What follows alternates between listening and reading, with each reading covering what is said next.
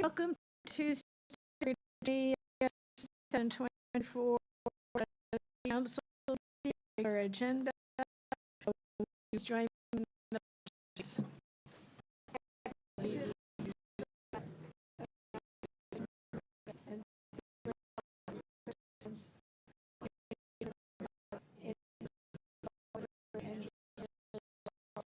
Thank you.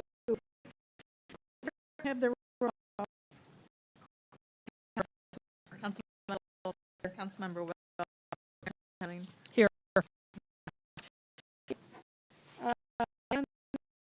Presentation of master interest account. How do I do that?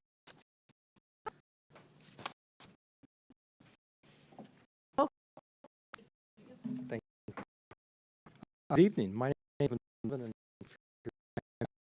here as a member of the Advisory Council. Notice say the council is actually the focus on ultimately to the County Board of Supervisors, and all closely are guided by the county area agency. We have 40 volunteers. One was actively to serve, and look for Walnut Creek join us.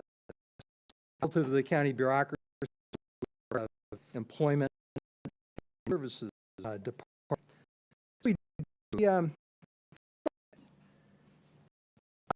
aging provides on behalf of and serves as a channel of nation on in concern with the area agency on aging, cooperation and groups in improving opportunities for the county. Additionally, housing and we also blankets for county as well. Thank you for present tonight. Is really an update of the plan of aging in county. What you there is that the member 85 on the head. The nearly county will be 65 years. What is over the 20% from to give you a number and how has been 20 over 55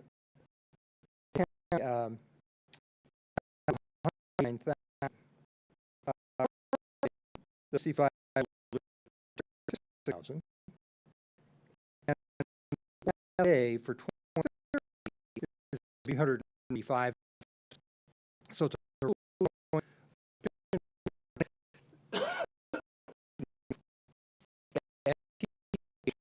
that require more service, and they tend to are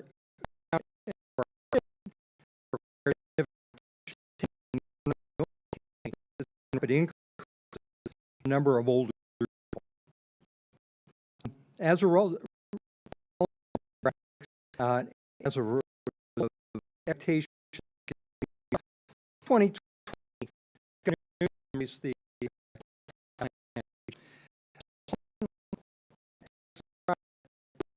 of topics. The thought, the motto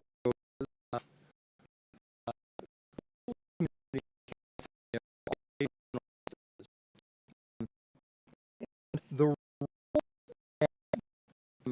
we have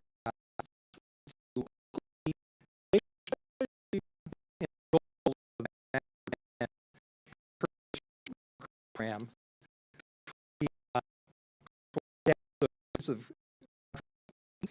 in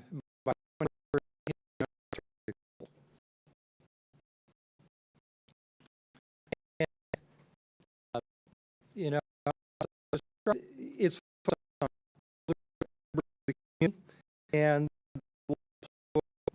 negotiable strategy,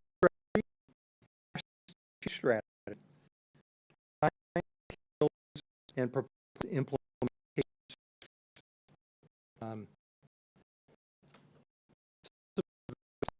Groups that focused on do overlap, staff by employees, professional as who has a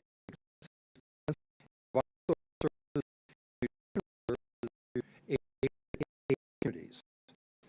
So, leadership committee the master plan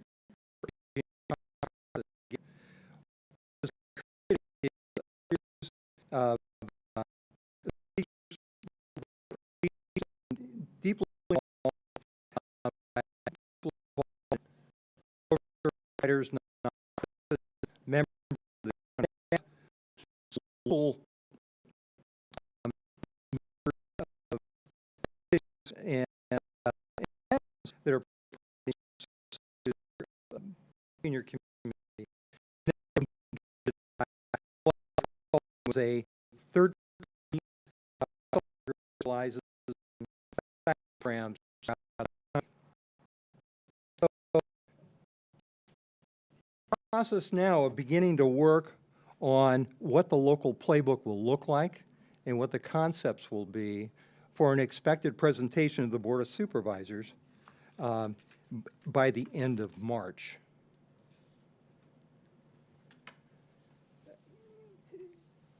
We have gathered a significant amount of input from across the county.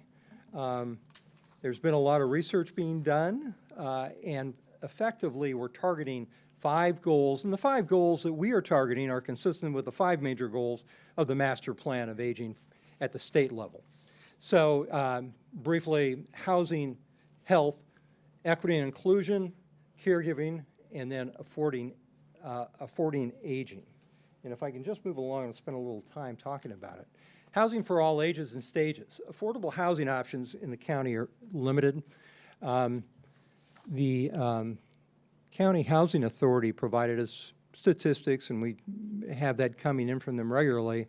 In the middle of 2023, those 62 and over, there were over 19,500 people on a waiting list for affordable subsidized housing here in the county. That's just the county, 19,500.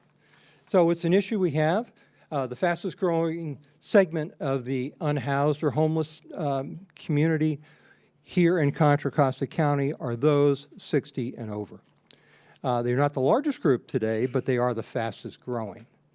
Health Reimagined is a result of spending significant time with the county health group and discussing issues regarding behavioral health and then dental health. Inclusion and equity, not isolation. It's a function of making sure that all services are available to the various communities within our county. The information that developed the strategies was a result of a lot of input from a lot of people, but also the state of California did a statewide survey, and we were provided with information on what the survey, it was an online survey, what those results were for Contra Costa County. Surveys are great. They provide baseline information. Largely, we reflected kind of what the median was relative to the counties in the state of California. We didn't feel completely comfortable with just taking that information, so we organized focus groups. We know that some of the communities are high users of our social service, nutritional programs, do have challenges frequently when it comes to internet access and effectively using that. So we organized 13 focus groups throughout the county for focusing primarily on communities that are heavy users of our social services, heavy users of our nutritional services, and communities that may have economic challenges that we need to be aware of. We need to reach out to them. So we spent approximately 2 hours in each one of these focus groups. We had 3 additional focus groups, which were specifically for the disabled. As needed, we had interpreters to make sure everyone was understanding what the process was. And through that, the inclusion and equity, there are frequently programs that H3, which is Health, Housing, and Homelessness Division within the county, some of their programs, people were just not aware that they were available. And that came out in the focus groups, and that's one of the reasons why we wanted to do it. So we are looking at that, making sure that, for example, the two that stand out for myself that I was involved in on these focus groups was in Bay Point and in North Richmond. And clearly in Bay Point, there are programs that these people could have been involved in that they just did not have awareness of, and they didn't, and the outreach did not go far enough so that they were in a position to participate and get the services they needed and deserved. So that will be communication, making sure people are aware of what the services are, how they access those services will all be part of the master plan, the local playbook. Caregiving that works. I think anybody that follows the senior community realizes caregiving is critical. And it is such that volunteer caregiving requires significant support. So those folks have respites when needed and know that the community is solidly behind them. And that'll be part of the program. That'll be part of the program we have. People on fixed incomes have significant challenges, whether it be housing or nutrition. So affording aging, we will have programs come out for that. So I will give you an update. Hopefully, I'll be able to come back in 4 or 5 months when the playbook is done and share that with you. But maybe a minute or two if you have any questions. But again, thank you for the time tonight. Oh, thank you very much. As an aging senior, it's good to hear that somebody cares about us. Does anybody on the council have any questions?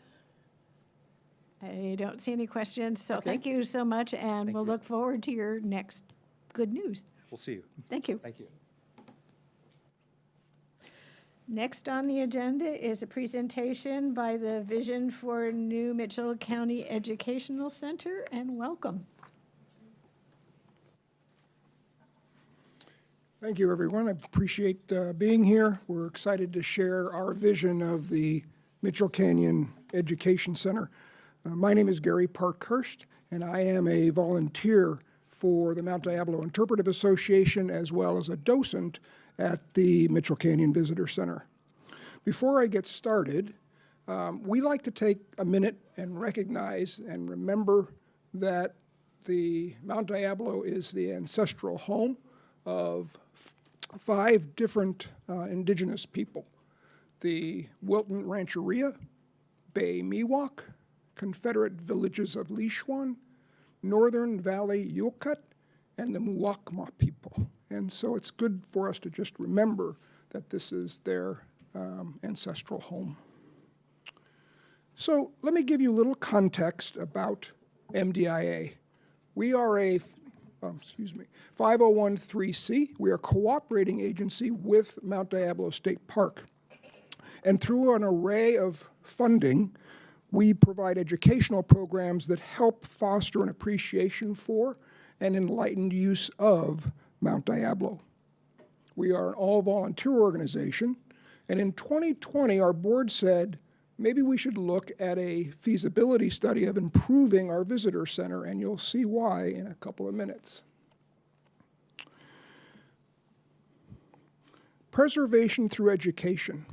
That's our mission, and it is how we feel we ensure that future generations can enjoy what we look at in Contra Costa County every day.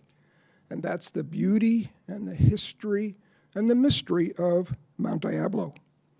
And now, as a community, we're in a unique position to have a lasting and impactful impact on our community through the Education Center that will broaden opportunities for everyone, regardless of age, background, or abilities. Mitchell Canyon is a destination for many people. We get over 35,000 visitors a year, and they come for a variety of reasons. If you take a look at this slide, you'll see that there are a whole host of activities, from very avid hikers to very family-oriented activities. Hiking to the summit, Eagle Peak, and the waterfalls, particularly this time of year, by the way, they're gorgeous. If you've not ever taken that hike, I would encourage you to. We have mountain bikers, trail runs. When I was a docent a couple weeks ago, there were 6 groups that took off to do a trail run to the summit. Wildflower hikes, butterfly hikes, tarantula hikes. Get in early if you want, because they book up fast. Picnicking, creek exploration, there's so much to do. It is truly a destination for everyone. So how many of you have been to Mitchell Canyon before? Anybody? No? It's nice to see that you have, Cindy. I would encourage all of you to go. However, if you go, this is what you would see as our visitor center. It is a 19-year-old, and I like to use little air quotes, temporary trailer that's been around for the 19 years. It's only 400 square feet. It does have a ramp, so you can get wheelchairs up to the visitor center. But if you were to put a school in there or any kind of hiking group, it would be very, very crowded. So it's time for us to move beyond a temporary 19-year-old trailer when it comes to the visitor center and now education center. So what's missing? Well, there are a lot of things missing, as you could probably see from that last slide. There's no real significant indoor space. And with the new space, we would have an ability to have stationary and rotating exhibits that meet disability guidelines and speak to the diverse nature and diversity, if you will, of our visitors. It will also be able to accommodate school field trips for the first time. So school buses can't get up Mount Diablo. The roads are too narrow, they're too windy.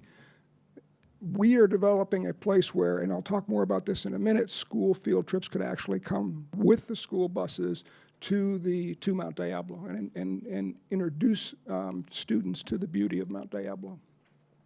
The native plant garden, I'll talk about a little bit more. It's there right now. Cindy, did you know we even have a native plant garden there? That's because it's behind the trailer, and we'll talk about that. I'm not surprised. Most people don't know. We don't have the large outdoor space, and we'll talk a little bit about why that's important, and a multimedia room. So let me share with you our vision of what the Education Center looks like. This is an aerial view. This doesn't have a light on it, but I will tell you that the diagonal building that you see is the pavilion. That's where the trailer currently sits. The visitor center would be new. There's an existing building there which would be torn down, and the visitor center would be there. The restrooms are current. They would simply be updated. The new Education Center itself would be 1,500 square feet. It would be ADA compliant. It would include an outdoor pavilion that would significantly increase access of Mount Diablo State Park for people of all backgrounds and all abilities, particularly public school kids. The new Education Center would make it possible to accommodate school field trips for the first time. The center would provide indoor and outdoor education, as well as natural history and environmental science learning opportunities to all visitors. This is an idea, artist rendition, if you will, of the interior space. It would include state-of-the-art displays that highlight plant and animal diversity found on Mount Diablo, as well as historic and current relationships that we have with indigenous people of Mount Diablo. The little room in the back that you see with the chairs is a media room that'll be used for classrooms and rotating exhibits. The pavilion is a critically important part of the new education center. It would provide a covered area with displays that create a meeting space for groups. So today, we have, oh gosh, probably 3 or 4 different groups that come on Saturdays and Sundays to hike. And when they meet in the parking lot, dodging the cars that are coming because there's no place to gather. If you were to visit the park, Mitchell Canyon, any day but Saturday and Sunday, the visitor center's closed. So there's no information for you. The pavilion will provide information for people when the visitor center is closed to help them understand what they're about to see as they get ready to go out on their adventure. This is an idea of how the school buses would be able to interact. Now today, where you see those kids exiting off the school bus, it's just gravel. It comes from CEMEX, the quarry behind us. And it's so uninviting, it's just not even, it's hard to explain actually.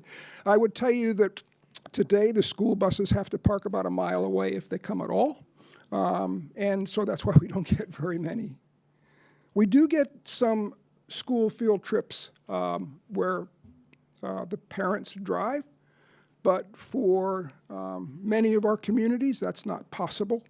And so those communities are ones that we're actually focusing on, to the degree that MDIA itself has granted to Mitchell Canyon Visitor Center, to the Education Center, $10,000 in the first year to fund school bus field trips for those areas that need it.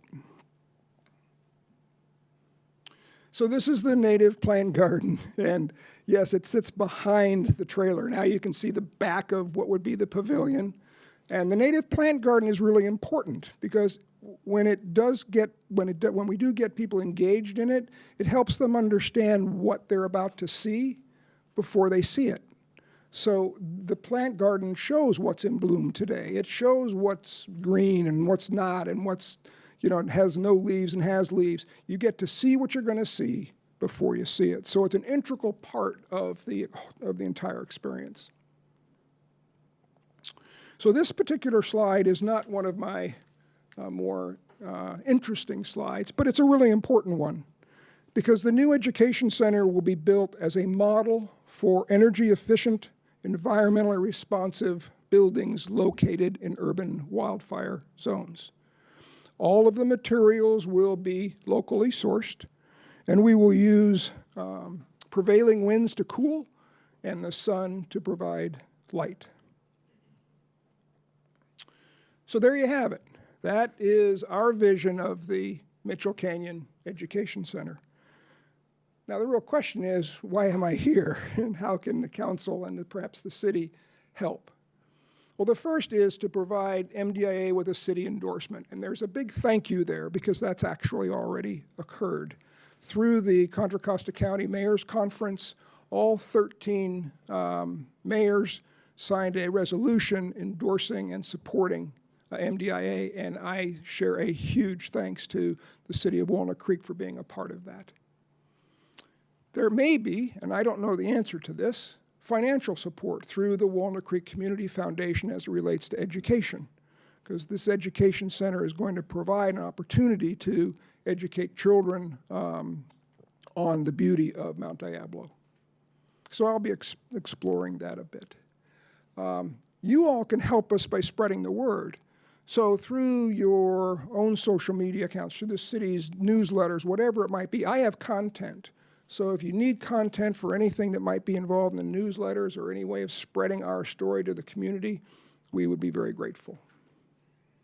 And lastly, just personally, if this project resonates with anyone, those in the audience, we would encourage you to join our mailing list at mdia.org.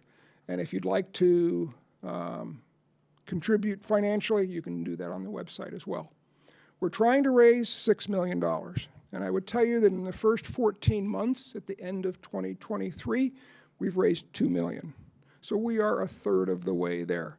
We're at a point where we will actually start some of the construction on certain parts of the project, particularly the pavilion, this year. And where is that funding coming from? It's really coming from the community. People, individuals, but also organizations like Save Mount Diablo that donated $30,000, or the Clayton Business and Community Center that donated $50,000, Safeway 10, CMEX 20. The state granted us $1 million.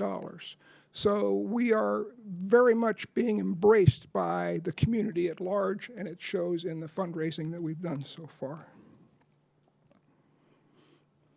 So I thank you for the time. I encourage you to take a look at our website, and as you feel so inclined, support us in any way you can, and I'll open it up for any questions if you feel we have time. Yeah, we do. Are there any questions? No, they're smiling at me. That must mean they enjoyed the performance. So thank you very much for Thank you. coming, and looking forward to seeing all of that built. We are too. Yes. Thanks so much. Okay, thank you. So next on the agenda is the consent calendar. Does any council member wish to pull an item? Seeing none, does any member of the public wish to pull an item? Seeing none, may I have a motion? I'll make a motion to approve the consent calendar items 2A through 2E. Second. Excellently done. May I have a roll call vote? Councilmember Wilk. Aye. Councilmember Silva. Aye. Councilmember Francois. Aye. Mayor Pro Tem Darling. Aye. Mayor Haskew. Aye. Motion carries unanimously. Okay. Item number 3 is public communications. This portion of the meeting is reserved for comment on items not on the agenda. Under the Brown Act, the council cannot act on items raised during public communications, but may respond briefly to statements made or questions posed, request clarification, or refer them to staff. Consistent with Section 9.5 of the City Council Handbook, 30 minutes will be allocated at this time for the public communications for items not on the agenda. Additional time for public communications for items not on the agenda will be provided at the end of the meeting if necessary. If you would like to make public comment, would you please kind of line yourself up behind the dais and come forward? Egads. Has this ever happened? I'm stunned. Okay, this is, oh, wait a minute. I was early stunned. We do have somebody coming. Welcome. Filming this for legal reasons. Okay, so my name is Scotty, and I came here to discuss the attack on free speech and our First Amendment rights being stripped away by Jewish supremacists. You shut down Zoom comments at the behest of the ADL because some Jews' feelings got hurt. I'd like to remind you that there is no hate speech exception to the First Amendment.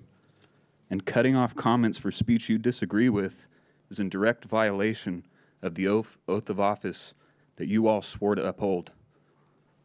So I'm here today because people like you think we're scared to show up and show our face and call you out in person. And I dare you to shut me down. I will file a 1983 civil rights lawsuit so fast that you might as well break out the city's checkbook and prepare to settle. Because you and I both know that we will win. You people disgust me. And if you think following orders from those kikes at the ADL will save you from being held accountable, you're in for a rude awakening. The Goyim know, and it's only a matter of time before yet another inevitable Jew expulsion. Whites are awoken, and if these kikes don't realize that their time is very limited in our lands, then we might just have a Holocaust for real this time. If you want more information on what these Jewish tunnel rats are doing to subvert our nation, visit gtvflyers.com and watch Europa the Last Battle at europathelastbattle.net. Fuck all you Jews. Fuck the ADL. Hail Hitler. White fucking power.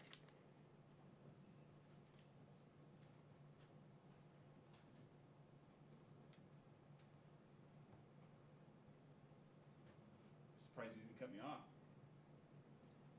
See you next time, Will.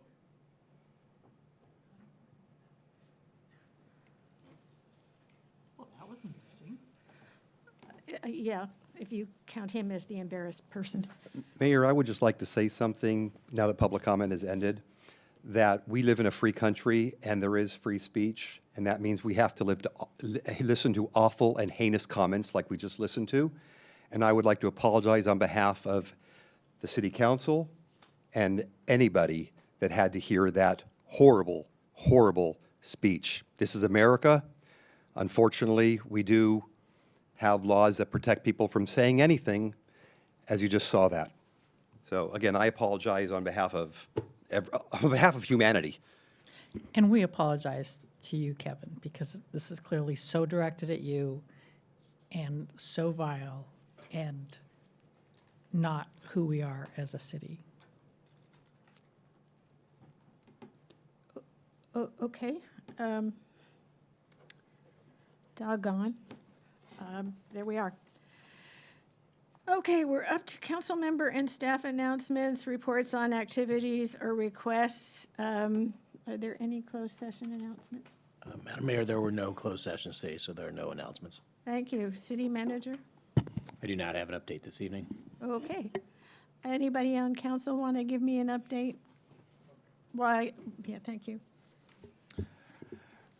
Thank you, Mayor. So along with Council Member Silva, serve on the Housing and Community Development Committee of the council.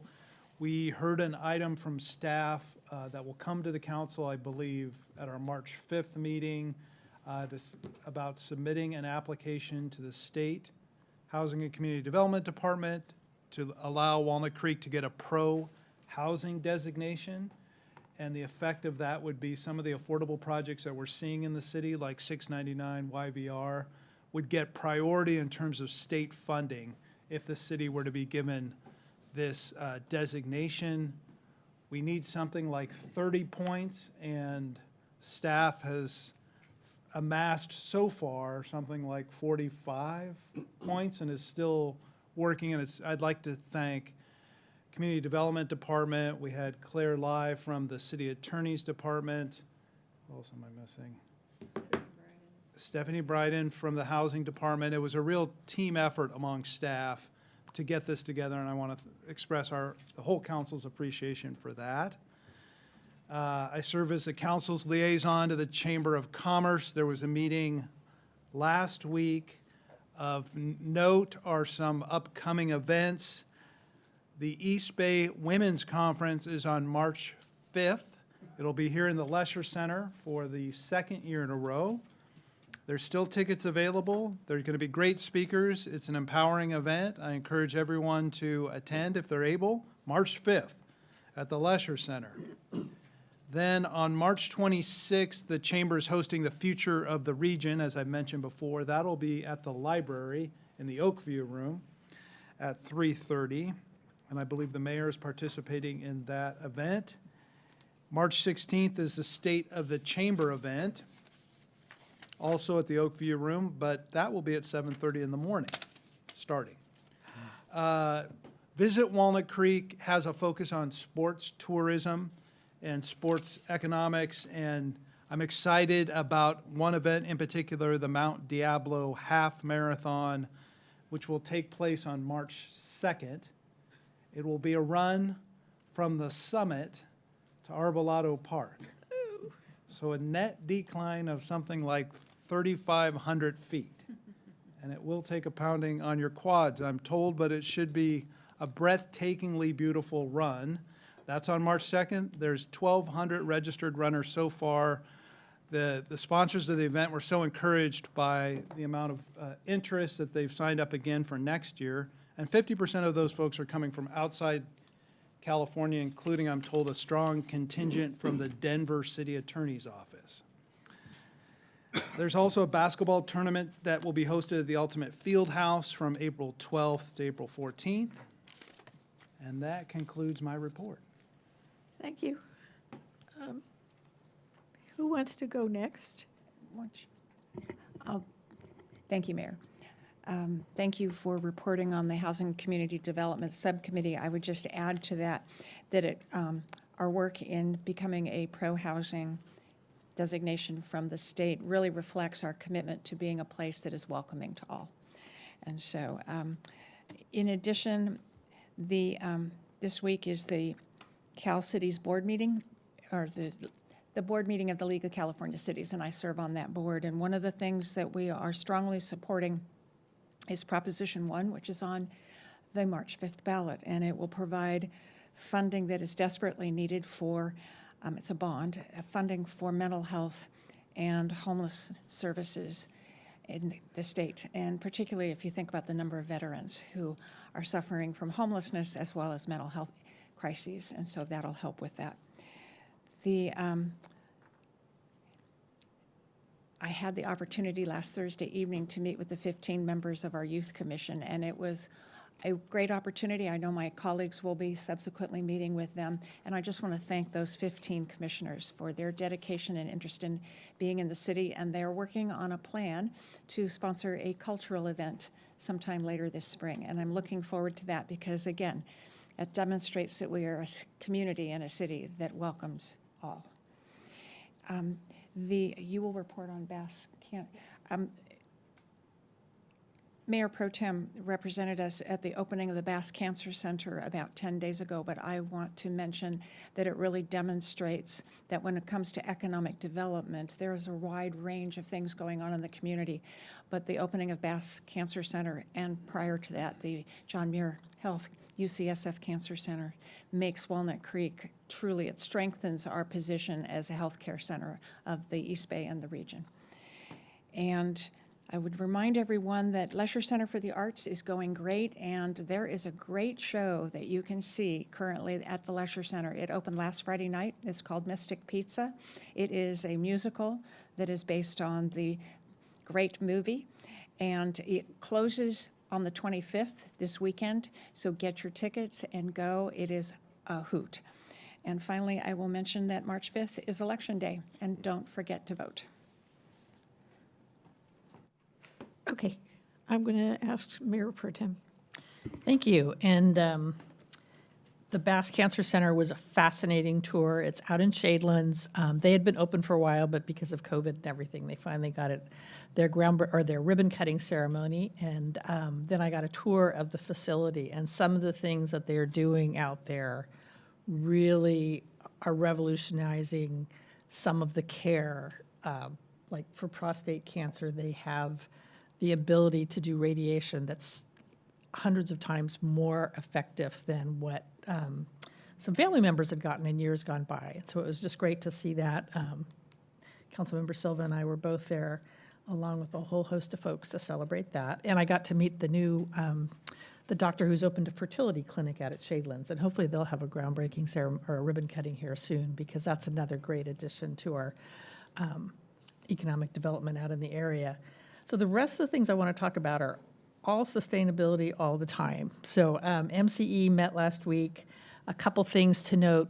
PG&E does have a big rate increase going. It went into effect last month that will raise most homeowners' electricity by about $34 a month on the average.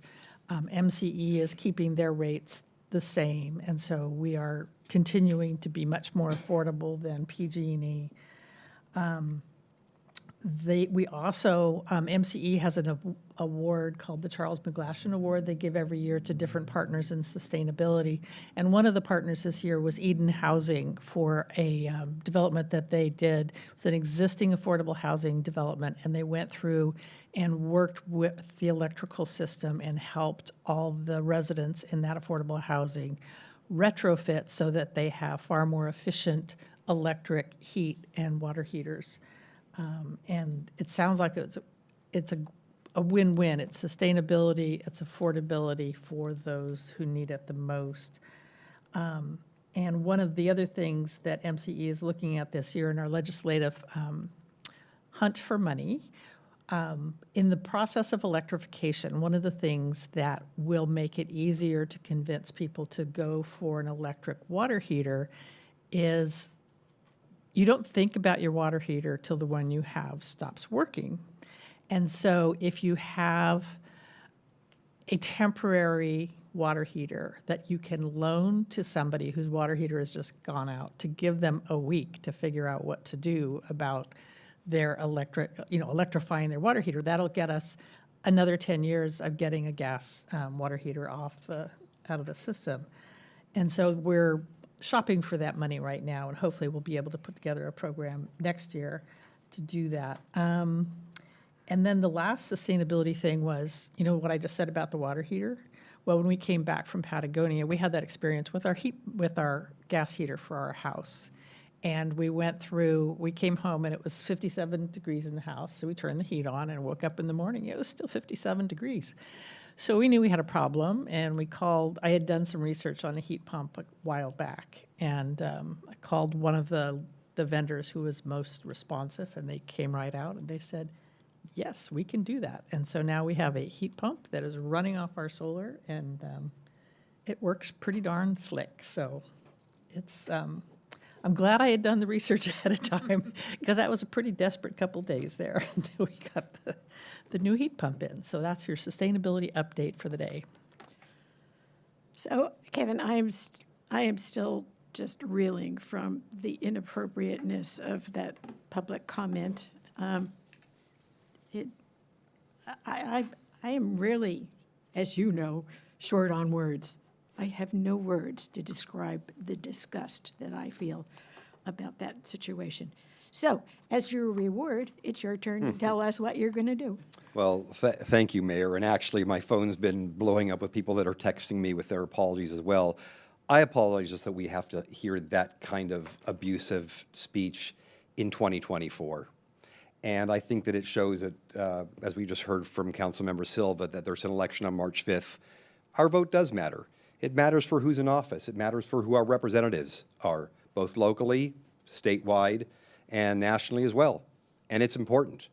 And we have to make important choices, because there's an important future of our country that is at stake in whichever direction that we go. And again, I'm a firm believer in the First Amendment and freedom of speech, and that means we have to put up with things that we don't like as well. So again, I apologize to the community for having to hear that. And with that, let's move on, because we've got city business to attend to, right?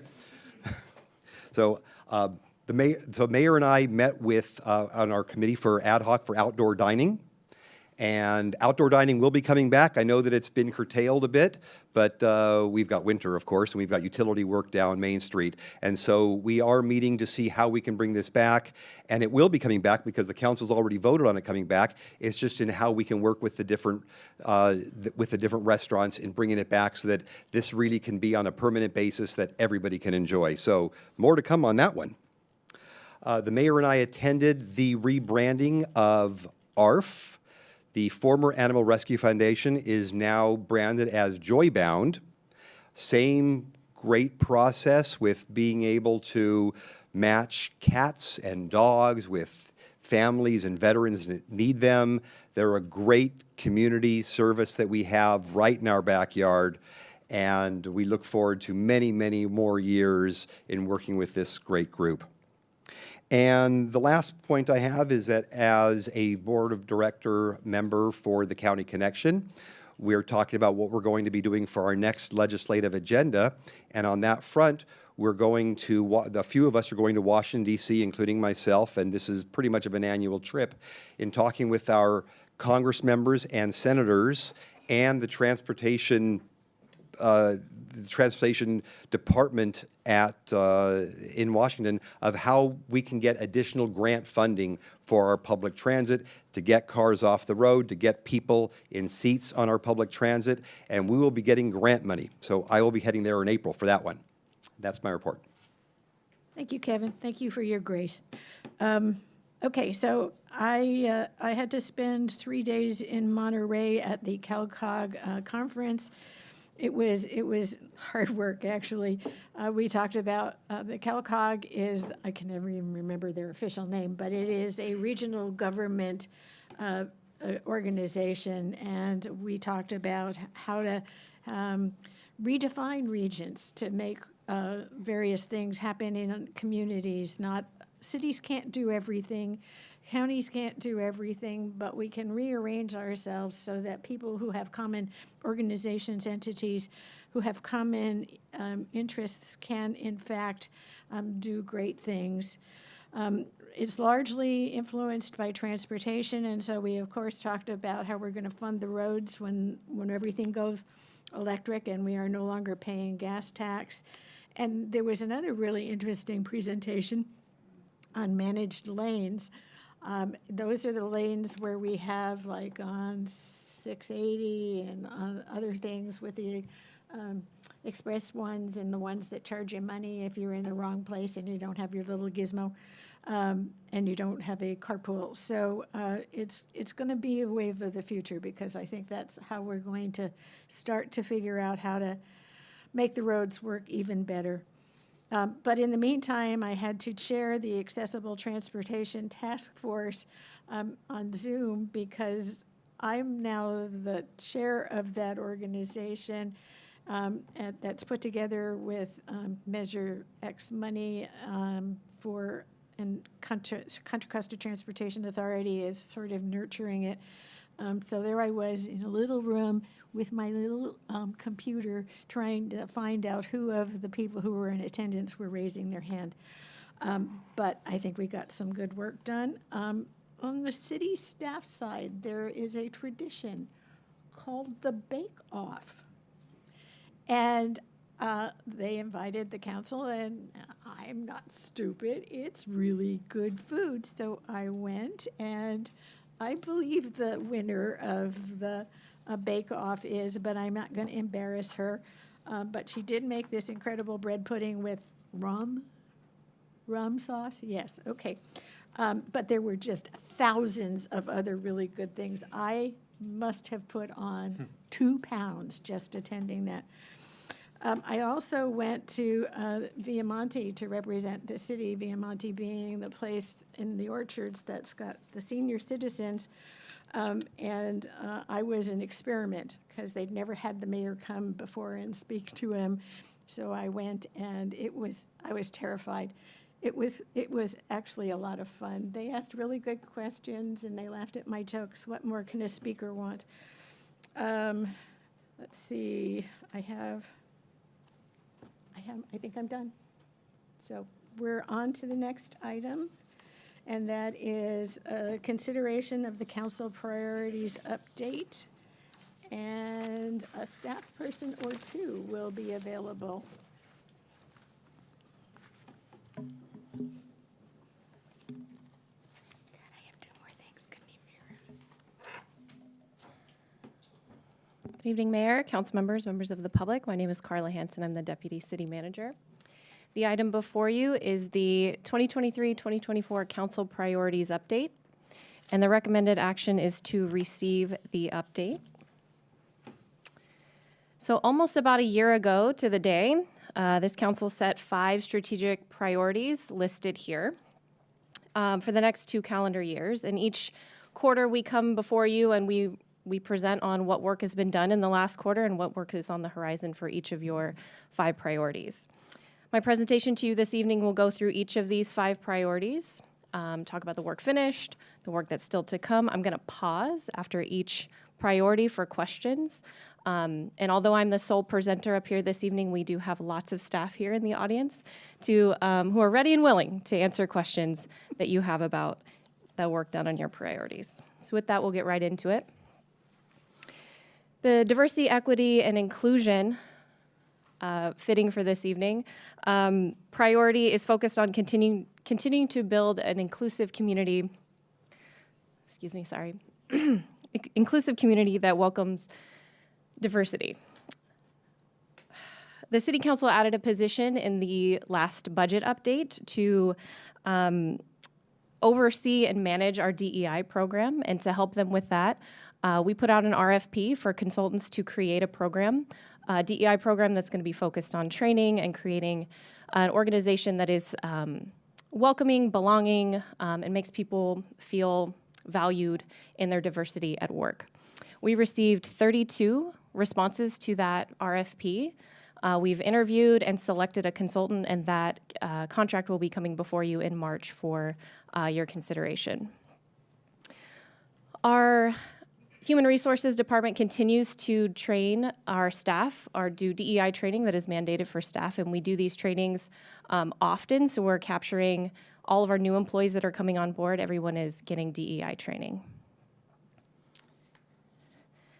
As part of broadening the representation on your city commissions and committees, we really wanted to focus on the process, how people are getting notice about the opportunities that they can volunteer for their community, and make the process a little bit easier for them to engage in.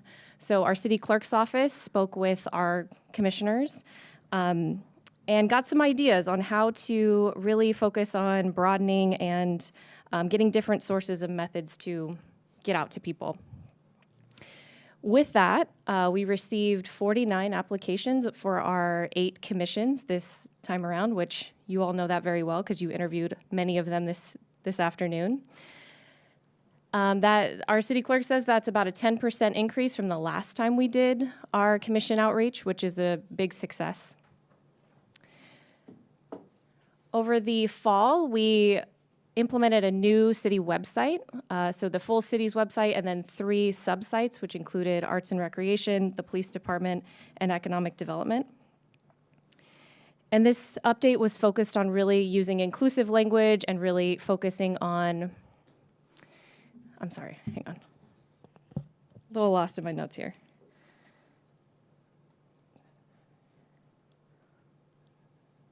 Okay. So the new websites reflect a more inclusive approach to online communications. In addition to simplifying text, there's a new translation tool that makes the site available for a far expanded audience. And then we've also got a lot of analytics to measure how we're doing with our new website and subsites.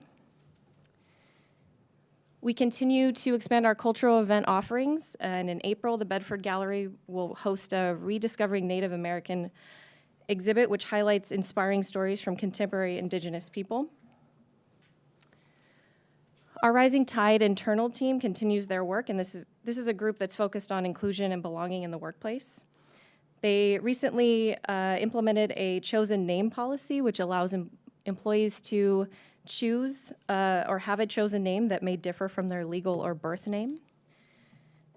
And they're looking forward to expanding work in other policy initiatives, including public noticing and language translation services. Rising Tide is also assisting the Arts and Recreation Department to pilot trainings, materials, and signage to create sensory inclusive spaces in the Community Center for Community Arts. And then this summer, Rising Tide kicked off a book club for employees, and staff met bi-monthly to discuss readings from the Notes from a Young Black Chef, which was an engaging conversation about race, culture, food, and acceptance. And then moving on, Rising Tide is going to host an annual book club. They also are continuing with their Tide Talks and Did You Know newsletter, which are ongoing initiatives to keep employees informed on DEI topics and learning opportunities. We continue to partner with our 2 libraries in town to help amplify their outreach on special events such as multicultural live from the library offerings, and we're also broadcasting all of those on YouTube and Walnut Creek TV. And we're also highlighting special displays for events such as Black History Month. With that, any questions on the DEI initiative? Thank you, Carla. Can you or someone on staff talk a little bit about how you expanded the recruitment process for commissions and kind of what effects we saw from that? I'll let the city clerk answer that one. Yes, sorry, Susie Martinez, City Clerk. So yes, I met with Betsy Burkhart, our communications manager, and we really took a broader look at where we could recruit. So the list where we recruited to, or our outreach list, was greatly expanded. I can go through that list if you would like. But additionally, we also made a change to how our application process. We were relying on NeoGov, which is really meant for staff or for employees of the city. And so that seemed to be a big burden because it was asking for a whole lot more information than the candidates really needed to provide. So I think that was also a major reason why we received so many applications, because I would always get feedback about how burdensome our application process was. That's helpful. So that was about a 10% increase, you said? At minimum, I would say. And then can you just give some examples? You don't have to go through the whole list of sort of what we were doing for outreach before and then what we did this time. Okay, so some of the,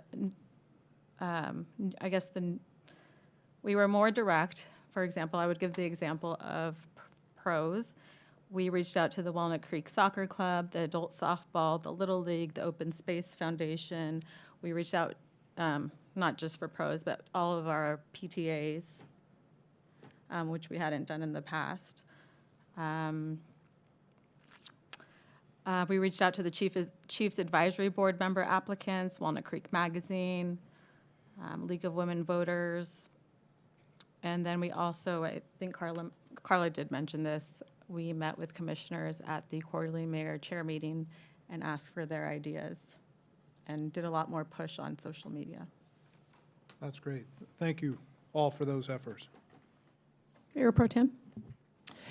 Thanks. And so when the contract comes to us in March for the DEI consultant, I know there were a number of recommendations that came from the task force some months back. Are they going to be looking at those and trying to figure out what all else we need to include in our program? Yes. Okay, I look forward to that. And I must say, it was really fun interviewing everybody today. That was a great field of candidates. So whatever you were doing, Susie, whatever nooks and crannies you were exploring, it worked out well. And we got some really great candidates. So thanks. Any further questions? No? Okay. Please proceed. All right, so our economic development and job creation priority has 4 components, and I'm going to go through each of the 4. Our Economic Development Action Plan is a 2-year plan with strategies to promote economic diversification and capitalize on the city's economic strengths. You all saw a draft of this plan in May. After that, there were continued discussions with Walnut Creek's partners to really help identify actions where they could provide support and overall economic vitality in collaboration with the plan. From there, a work plan for the action plan was built by our economic development team, and that is attached to attachment 3 in your packet. And this, some highlights from this work plan: engagement of stakeholders on the design review guidelines standards for both residential and non-residential mixed-use projects, selection of a consultant to develop economic development marketing materials and brokerage packets, and initial outreach with the automotive industry. And this work plan that was attached to this staff report will continue to come to you quarterly with updates on what is happening with the economic development work plan and action plan. Staff is working on defining a jobs housing balance for Walnut Creek using the data inputs here on the screen. And this work continues and we're aiming to bring back a definition to you in winter 2025. The goal of permit streamlining is to create an easier and more efficient customer experience for those coming and using our services for permits or development applications, et cetera. And we're doing this by really having city staff serve as proactive guides for our customers through our city processes, and then offering both online and in-person options for permit types through a virtual front counter experience. We've had some success so far. All solar permits are now available online, and electronic permit review is to be completed in spring 2024. Over the fall, you all adopted permanent SB 9 regulations. In addition to the website design process that I mentioned before, improvements have been made to the development services web pages to respond to customer feedback, clarifying information, and enhancing the customer self-service options. In addition, the development services team building initiative continues and will improve understanding and ownership and cohesion on the team, and through that, will improve our customer service. Staff is also working on developing objective design standards and refining the design review process with the goal of streamlining and clarifying the design review process for new development. Staff received feedback from council in July and plans to bring back the discussion about the design review process and objective design standards this summer. I will pause there for questions. Looking for any questions? Not seeing any. Moving on. Your next priority is environmental sustainability and climate action. You all adopted a sustainability action plan in July and a climate emergency resolution on the same day. Since then, we've been building the sustainability program and work plan with the help of our new sustainability manager and climate fellow.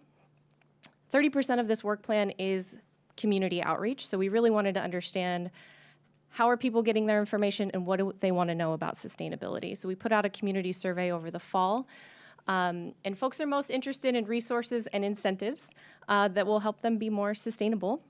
And they're getting their information through the Nutshell, of course, our eco newsletter, news articles, and video was also one that was highlighted as something that they wanted more of to understand more sustainability options for them. Another thing that we found interesting in the survey results was that it emphasized that residents who live in rentals or who are renters, who live in condos or townhouses that might have an HOA, were also interested in learning how they can be also more sustainable if they're not necessarily owners of single-family homes. In the Sustainability Action Plan, there were 9 near-term actions that needed to be in progress by 2023, and the good news is all of them are either implemented or in progress as we head into spring 2024. With that, I will pause for questions. Well, apparently you're doing really well because nobody is sticking their hands up, so keep going. All right, no breaks. All right. Back in November 2022, 65% of Walnut Creek voters approved a 10-year half-cent sales tax measure to fund current and future quality of life needs, including some of these critical infrastructure projects. The biggest one being the Heather Farm Park Aquatics and Community Center. Happy to say this project is in full design process phase swing. You're going to hear a lot about this in your next item on your agenda this evening. And subsequent meetings after this, there are a number of topics that council will provide direction on, mostly on design aspects. With these decisions that you make, the design process will continue and likely to conclude in spring 2025, which then construction will begin and hopefully conclude in 2027. The other 2 projects are lights at the Tice Field. Bidding and construction is going to start. Bidding is going to start in spring, and we're hoping to start construction in summer 2024. And then the ball fields at Heather Farm Park project is a turf field project to replace the natural turf at Heather Farm Fields 1 and 2. Design work is underway along with CEQA and water analyses, and work is anticipated to be completed in 2025. Oh, whoa. I just want a quick question. The ball fields and the Heather Farm Aquatic Center, is that being done as one CEQA document, or did we end up splitting it? Two. Two, we are splitting it. I Thank see, you. I see bunny ears over there. Thank you, Okay, Public Works. Thank you. Are we good? Okay. Moving right along.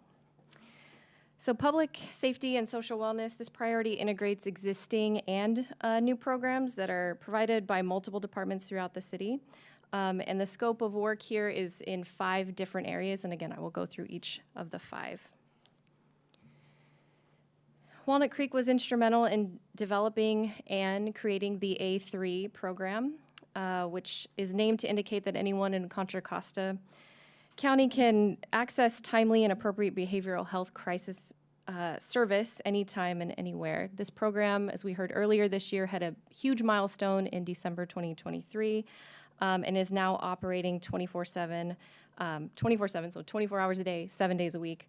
The program receives about 200 calls and sends about 330 mobile teams each week. It's helped over 2,900 callers in 2022, and that number is expected to grow to about 4,500 a year.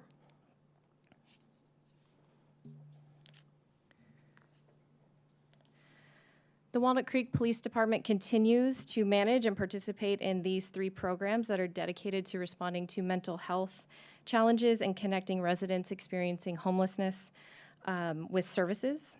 As these challenges, as we know, may overlap sometimes, these programs are aimed to address these issues in a holistic way. All these programs have become part of our department operations and our city operations, so these continue as part of your priorities, but also just as part of operations in the city.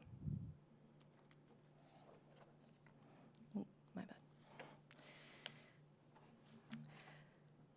So the Walnut Creek Police Department is aiming to prevent crime before it happens by analyzing trends and proactively adjusting their patrol presence.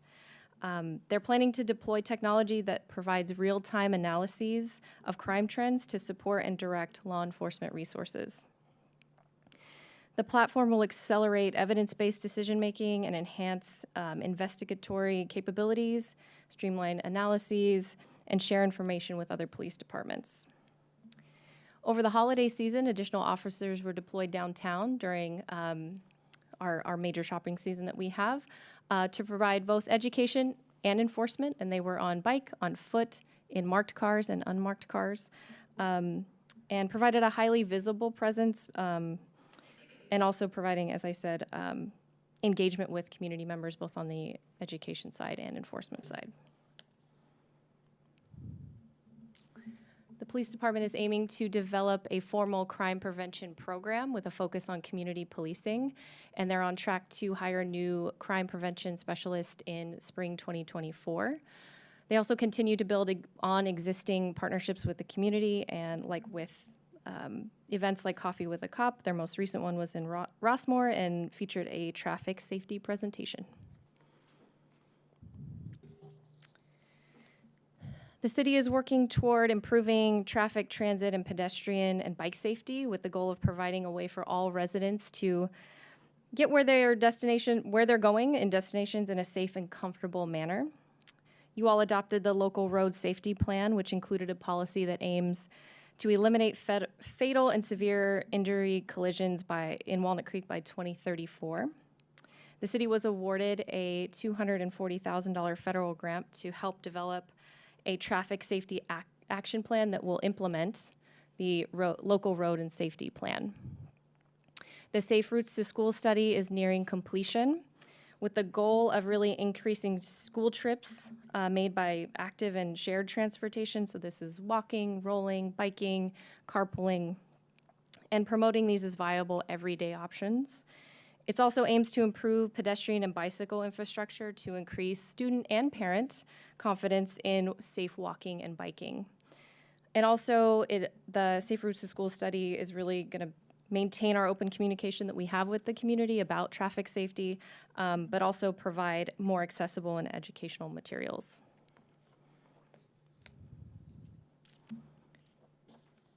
In July 23, the police department used a community engagement tool that allowed the department to collect anonymous feedback from post-contact text surveys to gain insights on officer interactions throughout the community. This was a 90-day pilot.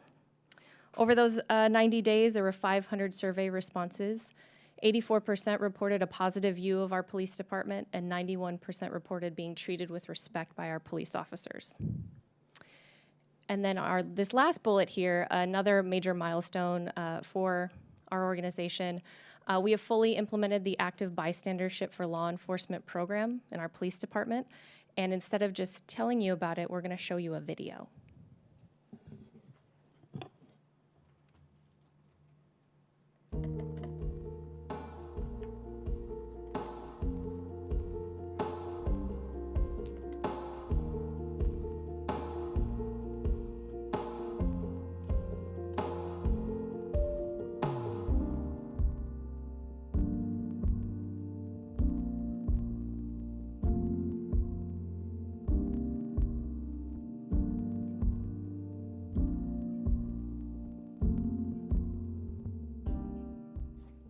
Hi, my name is Jamie Knox, and I'm the Chief of Police for the Walnut Creek Police Department. We talk a lot about, policies and following state laws, and the problem with that is, where's your training to back that up? What the ABLE project does and what the training curriculum does is it really teaches officers and professional staff on how to recognize, not misconduct, but when someone is maybe having a bad day, when maybe somebody is about to cross the line. It's prevention. So not only does it teach that person to recognize when a colleague is in trouble, it gives them the tools that they need to understand that it's okay to help someone else, help a colleague get out of trouble, and also to be helped. Hi, my name is Rob Patton. I'm a retired lieutenant from the Sacramento County Sheriff's Department and former bureau chief with Post. ABLE is an intervention program designed to reduce harm and transform culture, right? So we have a lot of policy out there related to duty to intervene, as well as law on duty to intervene. But what's unique about this program is how the training targets the agency head all the way down to the newest recruit and everybody in between. So when you talk about cultural shift from the inside out, you have no choice but to be successful outside, because you have that internal support, that foundation to be successful. And that's ultimately going to reduce harm and build more trust and credibility with the agency. And that's why people take on the badge, to essentially do just that. Hi, my name is Officer Robert Rosas. I'm with the Walnut Creek Police Department. I've been here for 4 years. Wouldn't it be great if, before you ever get to the point of having to intercede, it just doesn't get there because you prevented a situation from escalating to that? That is the whole point of active bystandership. Sometimes we're afraid that officers might be reluctant to get involved with another officer's call. ABLE training allowed us to reframe that and step away from the, hey, don't think of it as stepping on the officer's toes. Think of it as just another safeguard, like you're trying to help out that officer. And if you're wrong, no big deal. But if you're right, you just prevented that officer from getting into more trouble. And essentially, like, you helped yourself out too, because, like, hey, you're interceding, you're doing what your duty calls for you to do. Hi, I'm Tori. I've been with the Walnut Creek Police Department for 16 years. I think the benefits of ABLE will be able to be conveyed to the community through our dispatch center, which is usually the first point of contact for any citizen. I think having this training is just an added tool for us in dispatch to make ourselves better and to keep the high level of integrity that we have at the department in the forefront of our minds. My name is Brandon Lincake. I'm an officer with the Walnut Creek Police Department. We're allowed to speak to our other officers regardless of rank and position and check each other when things are going south, or maybe compliment when things are going good. And I think if other departments implemented ABLE nationwide, statewide, countywide, wherever, I think the whole culture would change in a much better way. My name is Scott Huntsberry, and I'm a retired FBI special agent. I think it speaks to law enforcement in general that we spend a lot of time preparing for the demands, the physical demands, the tactical demands of the job, but we don't give a lot of consideration to the moral, ethical wear and tear the job brings with it. That's what ABLE does. We're teaching police officers around the country how to intervene to prevent harm, not only to their partner or to themselves, but to the communities that they serve. So we all know that ABLE is about intervention, but what it also is a leadership development opportunity. For example, we've all seen those supervisors, managers see something or hear something, but opt to not do anything about it. So then subordinates think it's okay to partake in that activity. That begins to permeate a little bit, and all of a sudden you have a little bit of a culture that's not so positive, and then the big mistake occurs. That costs your agency a reputation, an officer potentially losing his or her job, and of course we have cases where people lose their lives. So when that big problem occurs and it lands on the chief's desk, or him or her gets that phone call, they're asking themselves, how did this happen and what could have we done to prevent it from occurring? Well, ABLE can help do that. But it also builds your bench out. So when people through attrition begin to retire or promote up the chain of command, you already have a culture where line level officers and supervisors are used to having conversations, critical, crucial conversations in the moment that prepare them for those specialized roles as a supervisor, when it's incumbent upon them to say something when they see something and set the tone that aligns with the chief's mission, vision, and values.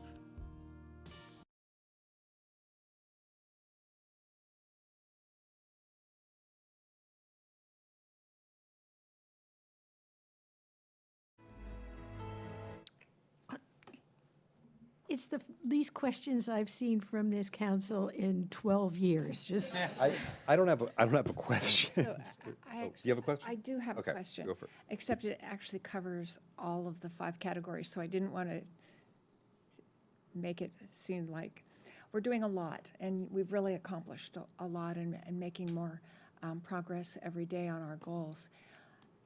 I don't want to leave the impression, and I might have to ask the city manager this question, I don't want us to leave the impression that Measure O is only being used for infrastructure. Can you elaborate on how we're utilizing Measure O dollars? And I know this was just an aha after seeing the presentation, to try to, talk a little bit about how we're spreading the dollars across our priorities.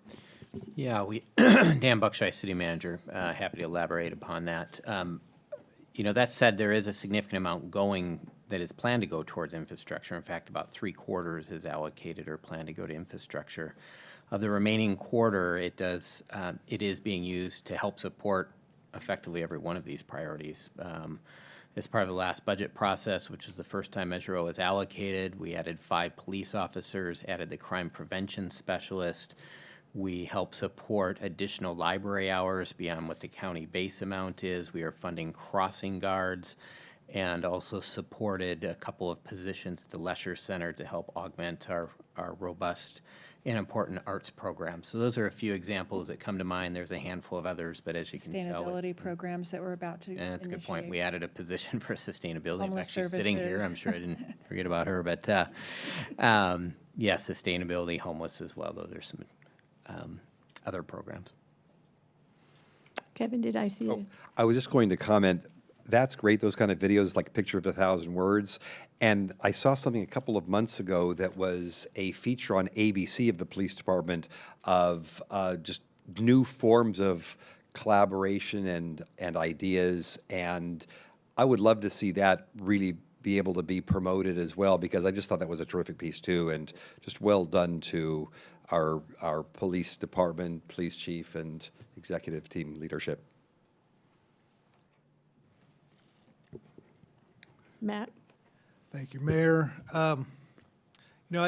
If the chief or one of the captains could speak to this, I didn't see it in the presentation, but when I went on a ride-along last fall, there was something that Sergeant Coffin did after he had an interaction with a member of the public, where he would input information through an app in terms of, the identity of the person that he interacted with, kind of what the resolution of the call was, sort of similar to that survey result that you talked about. I'm wondering if you could just elaborate a bit on that. Hi, good evening. Jamie Knox, Chief of Police.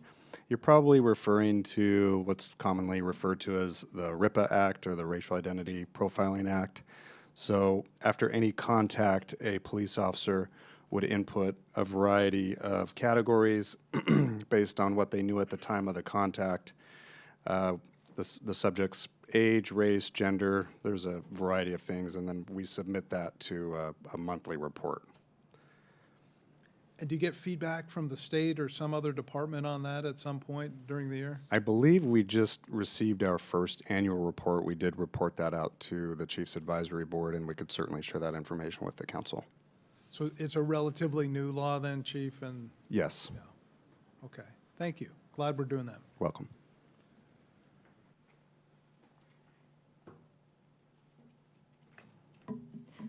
Thank you for kind of walking through all of the parts. And one of the other things that I've been seeing, kind of not only with what you're talking about here today, but what we're talking about up here, is we're also looking for those opportunities where you have something that does more than one priority, something where, you know, sustainability also helps promote housing affordability, which promotes diversity in our population and things like that.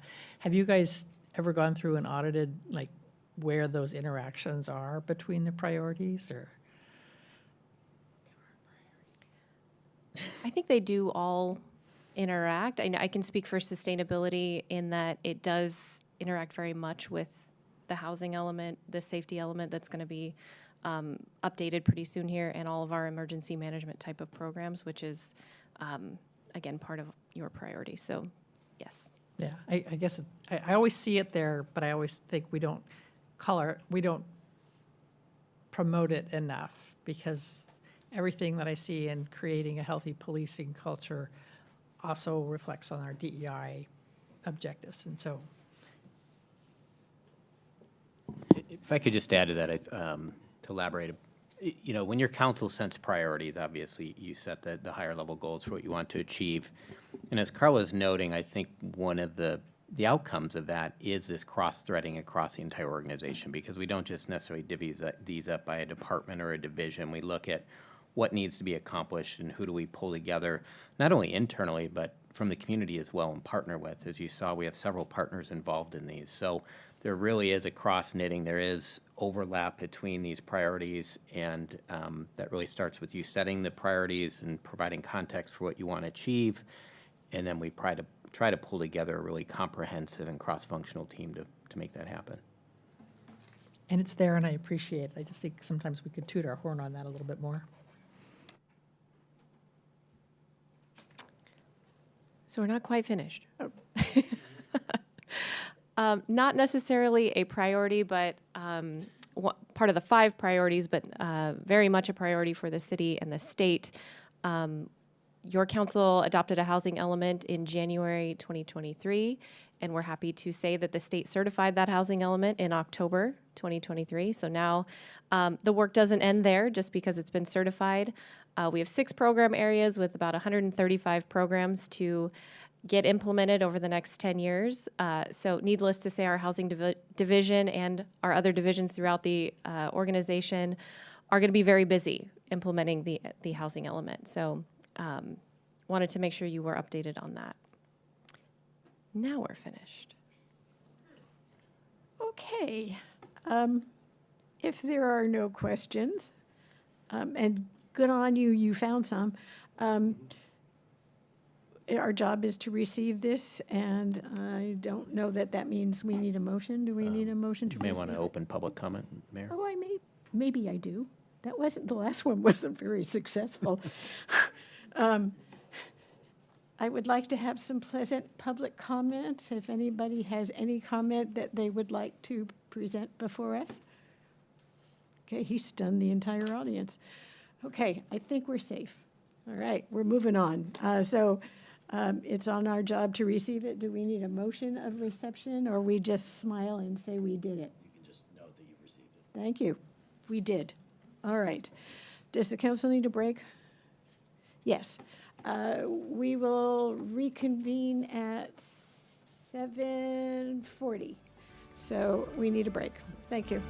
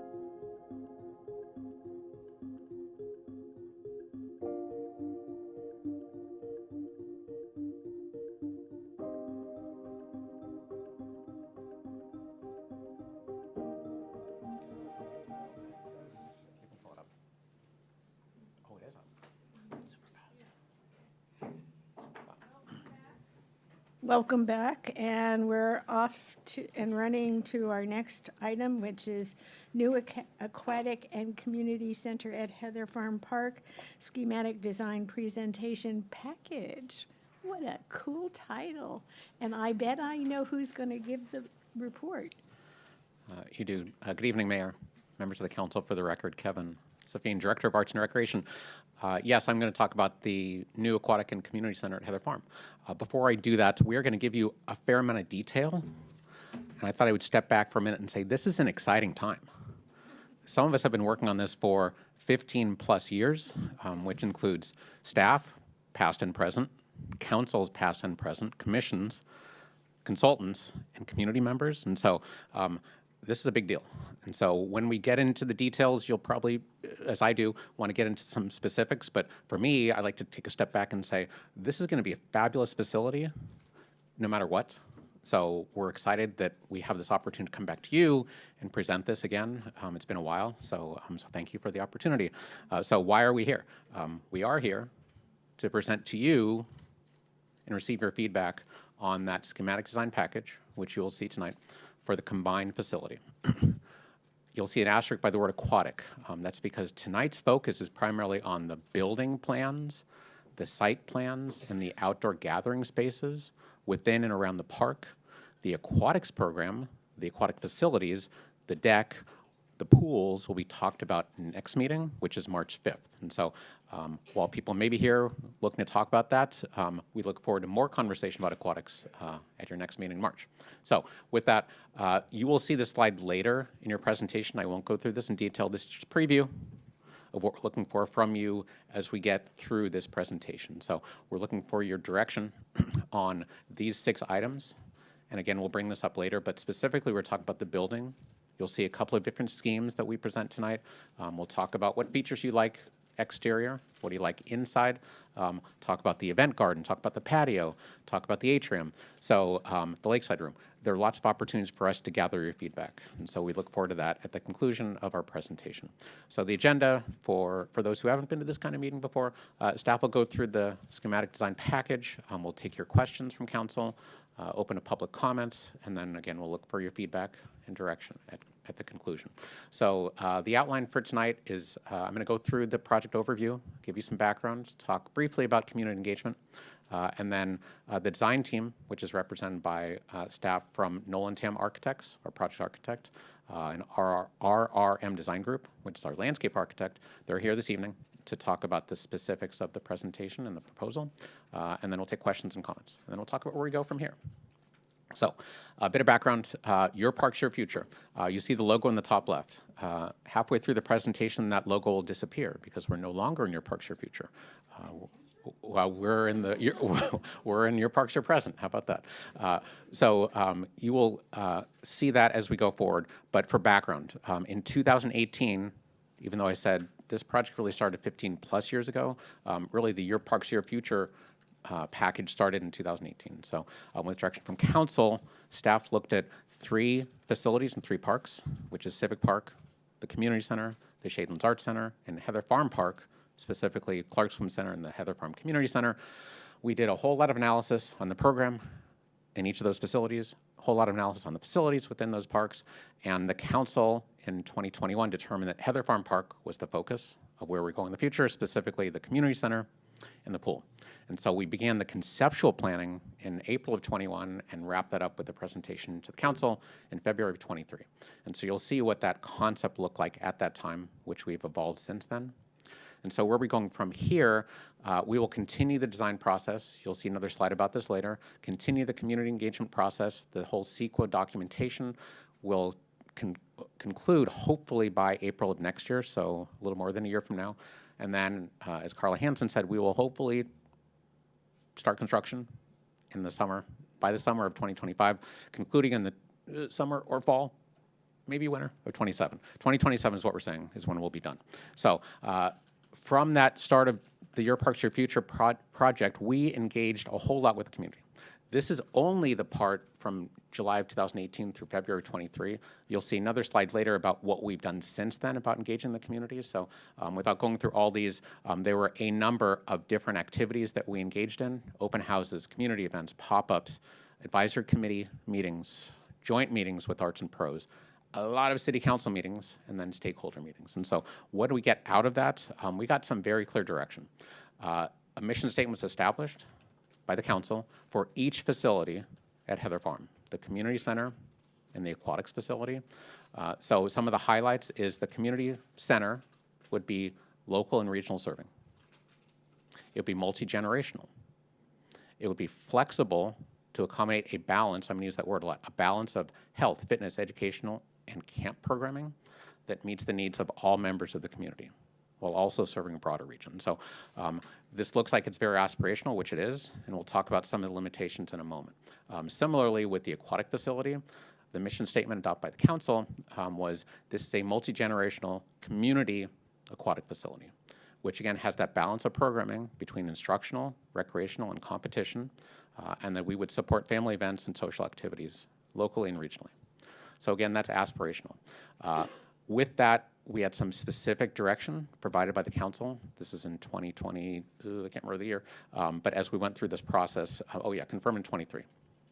So specifics as we went through the design project, which is we're replacing the aquatic facility and the community center with one combined facility at the existing community center location. That was specifically identified so that we could keep the aquatic programs running rather than building on the existing pool site at Clark.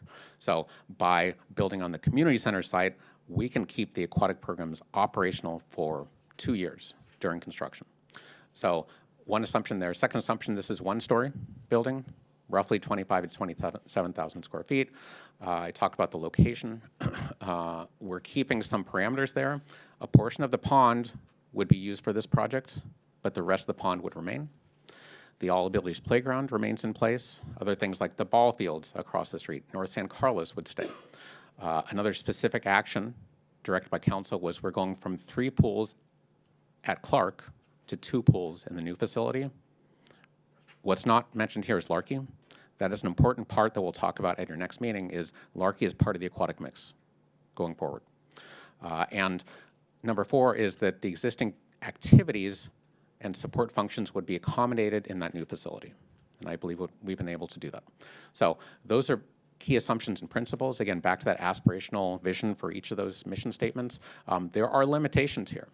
So we're looking at input from the broad community, recognizing that not everybody comes to every community meeting that we have. So in some cases, staff and commissions and council have to be the ones that represent that broader community and stakeholders that don't necessarily have the voice to come to these meetings. And the last thing to kind of create a guardrail for us is the recommendations that staff present to you will be realistic, implementable, and budget conscious. And so we'll talk about that as we move forward through the remainder of these meetings. So with that, I'm going to turn over to Jocelyn Lawrence-Barish from Nolan Tam. Jocelyn will walk through the majority of the slides here. Staff and others, consultants will be available to answer questions. Then we'll come back up to wrap up. So with that, hello, Jocelyn. Thank you. Thanks, Kevin. Good evening.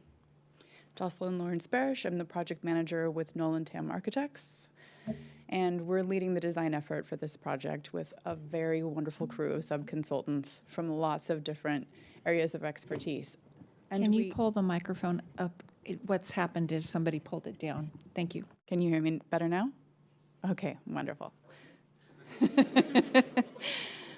Okay, so we started this project during the Your Parks, Your Future effort and explored the various site options that were possible in this park. As Kevin mentioned, the community center site was chosen for various reasons for the new project. In the very beginning, we did some test fits with the approximate square footages of the community center and aquatic center, how they might be laid across the site, how those pools wanted to be in relation to those buildings, and then in relationship to the pond.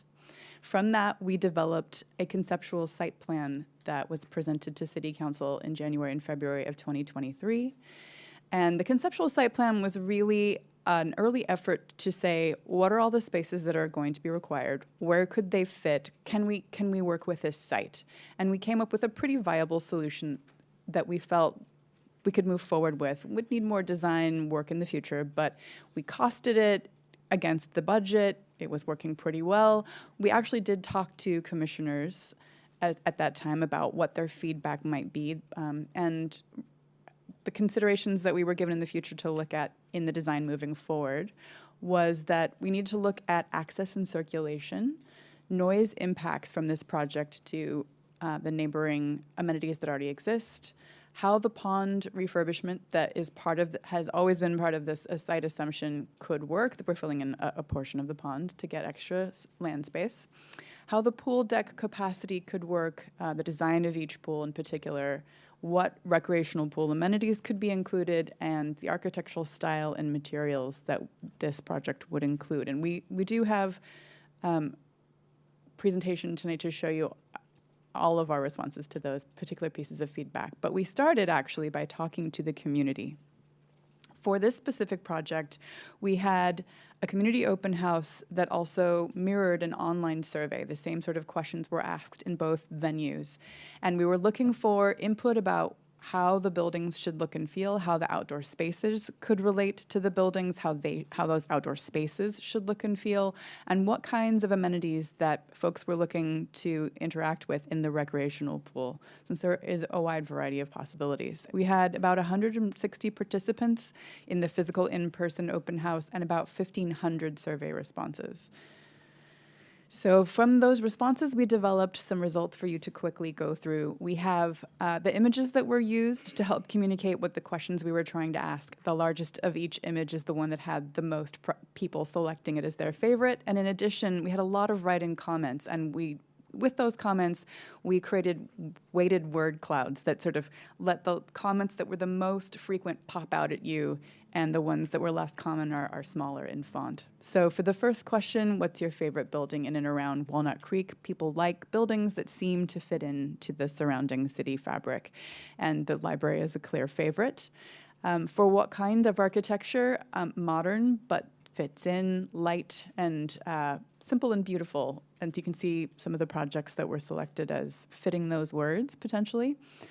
Same would be true of the aquatics portion wing of the building, that it be modern and have natural materials, including some wonderful images of shaded structures that could work at the pool deck. Same would be true of building materials. Natural materials, inviting and warm were what was preferenced, so that's what we'll be showing you tonight. At the outdoor spaces, shade was a concern on people's mind. You can see by the image they chose and the words they mentioned. And that the outdoor gathering spaces, again, have shade, use natural materials. It was nice that people had some common themes that we felt we could really digest and use in the design moving forward. And then recreational amenities, that various ages be able to use the amenities, that they not just be geared toward one particular age group, was the comment most often received. And the images chosen were beachfront entry, various spray water features, and current channel for favorites that people wanted to select. So what we did in the fall of last year was take all of this input we received from the community, as well as the commissioner's feedback from the conceptual design round, and started to work the building plan to try to add and adapt to some of these comments. And our early efforts yielded a building that had a little bit more of a compact design to get more pool deck area, and also to get more building frontage against the pool deck, since there were so many spaces that needed to be interacting with the pool deck. We also consolidated the community center wing so there would be these clear use areas, which we'll go through. We took these early plans to some key stakeholders, and the following list sort of categorized into three groups, where we had a focus on sort of outdoor nature issues with the Gardens of Heather Farm, Mount Diablo Audubon Society Bird Alliance, Fly Fishing Club, and then folks who were more focused on the rental aspect of how the community center could work, the Chamber of Commerce, catering companies, making sure that these would be very rentable spaces. And of course, we spoke with the Walnut Creek Aquatic Foundation and the various teams that they represent. We received generally positive feedback on that early preliminary schematic design plan and collected the following pieces of feedback that we have been incorporating since then. So the noise impacts and proximity of the trash enclosure to noise-sensitive areas is something that we have already addressed and will continue to address until we make sure we feel like we've done the best that we can with this site. It's a crowded park, and we're trying to make sure that everybody feels at home there, even the birds, because those are very important to us personally as well. The loading areas for the catering services need to work. That can't be just something that blocks traffic. And the pool deck capacity and configuration of design of the pools was something that we heard pretty regularly from the Walnut Creek Aquatic Foundation and their relatively large groups of teams that showed up to talk to us about that. So the guiding principles that we have been working under for the design of this facility are that the facility be a visual asset to the park, not something that looks like it sprang up from out of nowhere. That it prioritize the support of existing programs and have possible future expansion as the budget allows. That it provides space to improve the function of the existing recreation programs. So by providing more flexible and desirable event spaces, we can have not only the current programming and rental capacity, but more. And that there be appropriately sized pool support spaces and changing rooms, as well as deck spaces. And that the views across the pond to the farm, the gardens at Heather Farm, and the other visual assets around the park really be taken advantage of and seen as part of the design rather than in isolation. So here is the design that we have come up with so far. It's still in its schematic phase. There's still room for it to change. And your comments tonight will be part of how we change in our direction as we try to realize this into a constructible building and site. So we have two different schemes. They are admittedly very similar. That's partly to do with how the community feedback had very common themes. And so we didn't want to have, two schemes that were wildly different in style, since the style direction we got from the community was pretty consistent. So we've got a version that's got an angled floor plan and more traditional gable roofs in Scheme A. And in Scheme B, a floor plan that's more orthogonal and a more expressive, dramatic roofline. We like to say that this roofline mimics the three slopes of Mount Diablo and its neighbors. Here is how you would see it in plan. Scheme A has this angled floor plan. So the community center portion, most of it, angles a little bit to the east. The aquatic swing portion of both schemes is exactly the same. You'll see Scheme B is just straightened out. And we've got the key features of these schemes. They're the same for most of them, except for really the difference is how this angle affects really the atrium entry sequence, as well as some of the adjacent outdoor spaces. So the atrium becomes a much more dynamic area to enter. It pulls you out towards the pond when the building opens out in this direction, the way that the two wings are pulled apart from each other. And it gives you a little bit more of a distinct differentiation between the community center wing and the aquatics wing from a spatial perspective. It's something you'll feel with your body a little bit more fully. And then the outdoor spaces are a little bit different in size based on how these angles work. Other than that, we've got all of the programming that we've been working with since the conceptual plan, including the rentable lakeside room and adjacent multi-purpose rooms with storage and support. We've got a separate third multi-purpose room with support for it as well. The offices and administrative areas for the community center and the aquatics center right across from each other in the atrium to be able to share some spaces with each other. Some changing rooms and other kinds of pool support spaces like lifeguard offices, and swim team offices for some of the support staff who all really need to look over the pool deck. It's a little bit of a fight for real estate to make sure everybody can have a clear view of what's going on outside in the pools. And we're continuing to work with how best to accommodate that. I'm going to pass things along to my colleague right now from RRM Landscape Architects. Thank you. Is there a mouse as well, so I could use the cursor? No, okay, that's okay. Good evening. My name is Gina Chavez. I'm from RRM Design Group, and we're the landscape architects on the project. And we've also been working on it since Your Parks, Your Future. So it's great to see it coming to fruition. So there were several principles that helped guide the site design process throughout. One of those principles was improving and expanding on existing unprogrammed recreational uses such as the the path that extends along the pond edge, and other outdoor gathering spaces at the park, as well as the pond itself, improving on the functionality and layout of it. A second principle was creating that separation between these active noise-generating uses, like at the pool, from the noise-sensitive elements such as the natural lake to the north. And then the third principle was the inclusiveness of just all users, considering passive, informal recreational users as well as those who use the park for programmed uses. So the site is, like Jocelyn said, it's a tight site, but it fits quite well as a puzzle piece within these fixed parameters. So to the east, you have North San Carlos Drive, which stays the same. To the west, you have the pond. To the north, you have the creek corridor and the natural lake. And to the south, you have the Sacred All Abilities Playground. So all of those surrounding amenities stay the same. And within our envelope, we worked on siting the building so that it creates a buffer between those natural amenities to the north and then those more active uses like the pools and the playground to the south. And then we also have, I can't point it out unfortunately, but there's a landscape berm. It's the bright green space to the left of the recreational pool. And that is to create privacy as well as sound attenuation between the rest of the park and the active uses.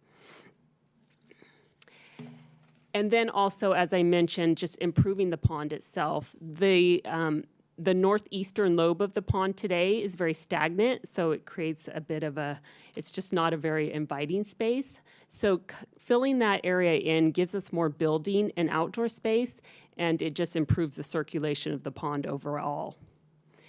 And then, of course, like I said, we're preserving the playground and the creek corridor to the north. So Scheme B has the same relationships to the site as well as the rest of the park uses. There's just a slight twist of the building, as Jocelyn said. So that's Scheme A. It's canted slightly to the east, and it straightens out in Scheme B. And we'll look at how that relates to the site and when we look closer at the site in a few slides. So looking at the circulation of the site, we're really working on improving it. There's a designated drop-off and pickup area, and that is for vehicles, for pedestrians, and bicyclists. And then we're also working on improving access to the facility and from the facility to surrounding parking lots to the south of the playground, as well as the north lot where the solar panels are, and then also to the ball fields parking lot as well. And then just connecting the pond, creating a continuous loop all the way around it. We're also working on creating access to the mechanical building and the pool itself, which is essential for the function of the pools. And then we're preserving the North San Carlos Drive alignment, as well, including the intersection and the existing bike path.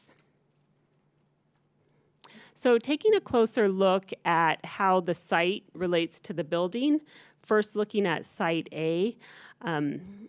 So when you arrive at the site, you have this much more generous, welcoming arrival zone.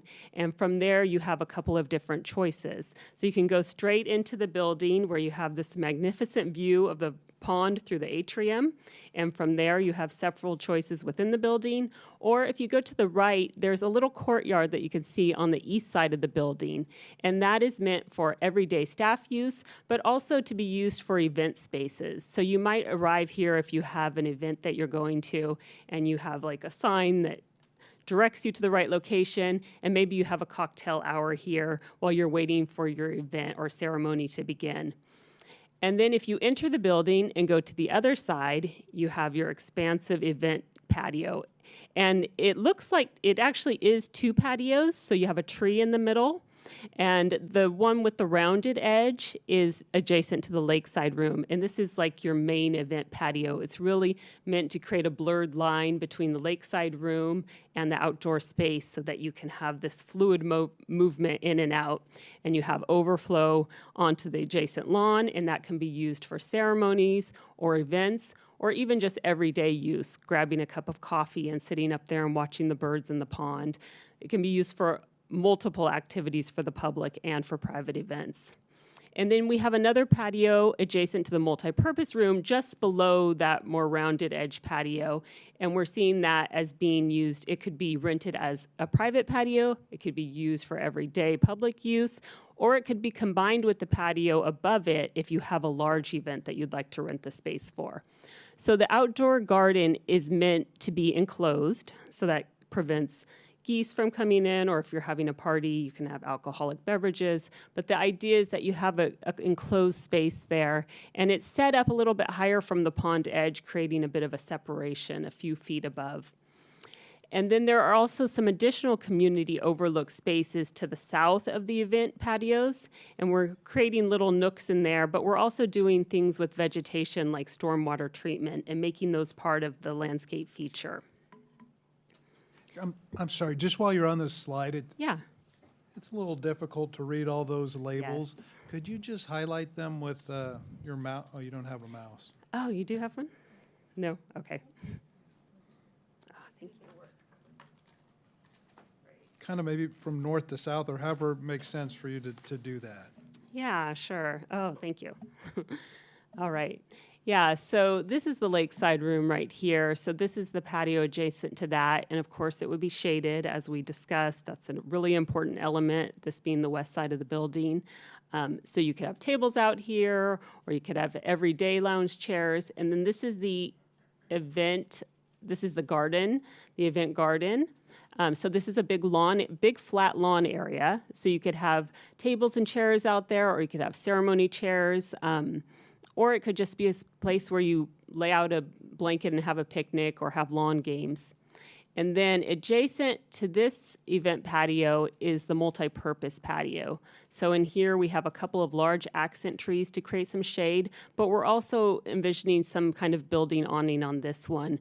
We're really focusing shade on this larger event patio here, and we're working on some elements that would make it more flexible, that shade element. But you could use this whole space as one big patio as well. And then down here, there's some little nooks and opportunities for the public to come off of the pathway along the pond and sit and watch the birds or just watch people walking by. And then this is that landscape berm that creates the separation that I was discussing. Sure. So scheme B is very much the same. It's just slightly different in that the strained out building creates a more direct access to the pond edge. So this one tilts a little bit, which creates a little bit more space in the back. And in scheme B, you have a little bit more space in that eastern patio up here. So both of them take advantage of the amazing views across the pond to the gardens at Heather Farm, as well as you do actually have a view from here to the natural lake as well. Now I'm going to turn it back to Jocelyn, and she's going to go through the perspective renderings. Thanks, Gina. So we looked at these before to check out the difference between the two roof lines. You'll notice that what Gina was talking about, how the angle of the floor plan changes those outdoor spaces a little bit. In the angled plan, you've got a larger space to the west here and a slightly different view of the pond, therefore. Both of them are pretty nice. And in addition, it gives you a slightly different access on this side to the atrium. It's sort of, atrium becomes a hinge point. It's a little easier for wayfinding. We have been asked by past commissioner comment sessions if it's possible to swap out the plans and the roof lines relative to each other. So please, feel free to ask us that question again. We're happy to take it. The answer is possibly. There is a way. So the entry sequence, really we thought long and hard about this. This was one of the key design changes from the conceptual plan. We understand that there are at least 3 large different kinds of entry sequences that we need to nail. The first is that the building needs to announce itself as a civic building within the park. And so to some degree, we've been playing with these two different schemes to figure out, how would we best announce that while still being at an appropriate scale for the park. And so having uplifted windows, having a higher roof like this, they're actually about the same height. You're just standing a little bit closer to this second one. Allows you to experience the building as something that says, you have arrived at a major destination within this park. But in addition to that, you can see these two different signs we've got going here. There is an aquatics wing, a community center wing. We neither want to divorce them so entirely that they feel like separate buildings, but we want to make it clear to people who are using the pools where they would enter, and people who are going to a wedding event where they would enter, and hopefully to keep these two populations separated enough that we never have kids in dripping shorts with next to brides. This was the directive we're given. So aquatics, you would go off to the left. There is an in and out into the building, and then out again onto the pool deck, check-in right there to the left, and then off to the right you can actually see the gated patio that Gina was talking about, which could have, during a rental event, could have an open mode where large gate swings open. You could put out signs to say, welcome to the Carter wedding, etc. But that everyday use actually really be funneled towards this main atrium entry, so that folks who may not know where they're trying to go, or folks who want more information, folks who are arriving for a community center program, even folks who missed the aquatics entry perhaps, could all get direction about where they're going to go. They would wind up in this atrium. And so the atrium has active and views onto both of the two building wings. So there's a large community center reception desk, as well as a window into the aquatics reception, potentially a door depending on how the floor plan lays out, so that everybody who's collected into this funnel has a place to get to their destination easily. With views potentially through some of the classrooms to the various outdoor spaces, since those are so critical to the function of the building. We think of this as the indoor community living room version as compared to those outdoor terraces that Gina was highlighting that act as an outdoor living room overlooking the pond. This is the facade of the aquatics portion of the building looking over onto the pool deck. As we discussed earlier, there's a lot of need to have offices and changing rooms and even various classrooms having direct access to the pool deck. So we've been playing with how to shift some of that to get more building face directed onto the pool deck. And this is the current iteration. Definitely shade. This is the south face of the building. So we'll have integrated shade into all of these, all of the building designs. And the lakeside room, lastly, a grand space that you could rent for various types of events. This, however, being one of the more fun versions of events that we could see happening in this room, with the expandable multipurpose room to the east of it for very, very large events. Bless you. That lakeside room would spill over into, this is the event garden that Gina was describing. There is a sort of niche with an area for ceremonies, if that's what you're looking for. It could also be an instructor's platform for outdoor yoga or other programmable events that could be hosted in this area. But the idea is that you have a view line from here all the way into the lakeside room and also out to the pond that would be to the right of this view. So when we gave this same presentation to the pros, DRC, and youth commissions, these were the pieces of feedback that we received. This is definitely a condensed version. The aesthetics were generally well appreciated. The building materials, they liked those as well and seemed to respond to the comments that we received from community. The inviting architectural style was appreciated. We'd really tried to have that, welcoming open spaces. There was a general preference for the floor plan of Scheme A that's angled. However, there is also a general preference for the roof style of Scheme B. So that's where I said we can do a little bit of a mix and match. It won't be a direct one-to-one. There are different geometries, but there is a way to have the feeling of B with the angled floor plan of A, should we need to go in that direction. The commissioners, I'm sorry, go ahead. A question on that roof style versus building floor plan. And yes. I did watch the Design Review Commission, and I saw them say that, and it's like, they're the experts. They should have. What part of the roof style of Scheme B do you think was what they were really talking about? Was it the front view of the entrance where the windows are much taller, or was it the other elevation or perspective, the drone view, where it's hovering over that very dramatic angular shape? And I think it was different depending on which commission you're talking about. I know that the youth commissioners really loved the idea of the roof line echoing Mount Diablo, although one of the very astute commissioners mentioned that perhaps the height differences should more closely echo Diablo. They're kind of reversed at the moment, with the tallest to the left versus how Diablo is the tallest to the right. And that's an interesting angle, but none of us will be hanging over it in a balloon, looking at this angle. Hopefully not very often. Yes, no, that. Hope not. I just kept thinking, but what would I see if I was standing at the gardens at Heather Farm across the pond with those two views? And maybe you can figure that out in your lovely CAD program. And Agreed. show us a picture. This view, actually, you would have a sense of how different this roof line is from across from the gardens at Heather Farm. It wouldn't be quite this dramatic an angle, but you would actually apprehend the difference. I think really you can see that there's use of flat roof in Scheme A in order to connect the gables, and that's what's not in Roof B. And I think that's actually something that we heard pretty consistently from the Design Review Commission about, the Design Review Commission actually were a little bit split about which roof line that they liked better, and they appreciated how the gable roof form actually directly speaks to the community comments about modern architecture that has some more traditional forms in it, like a gable roof, but didn't love that they're connected by a flat roof, which doesn't feel like a civic building. It feels like something lower and squatter that's trying to hide itself a little bit more. So that's a little bit of an elaboration. Hopefully that answers your question. Actually, you did answer my question. Okay. I appreciate it. Thank Wonderful. You. Okay.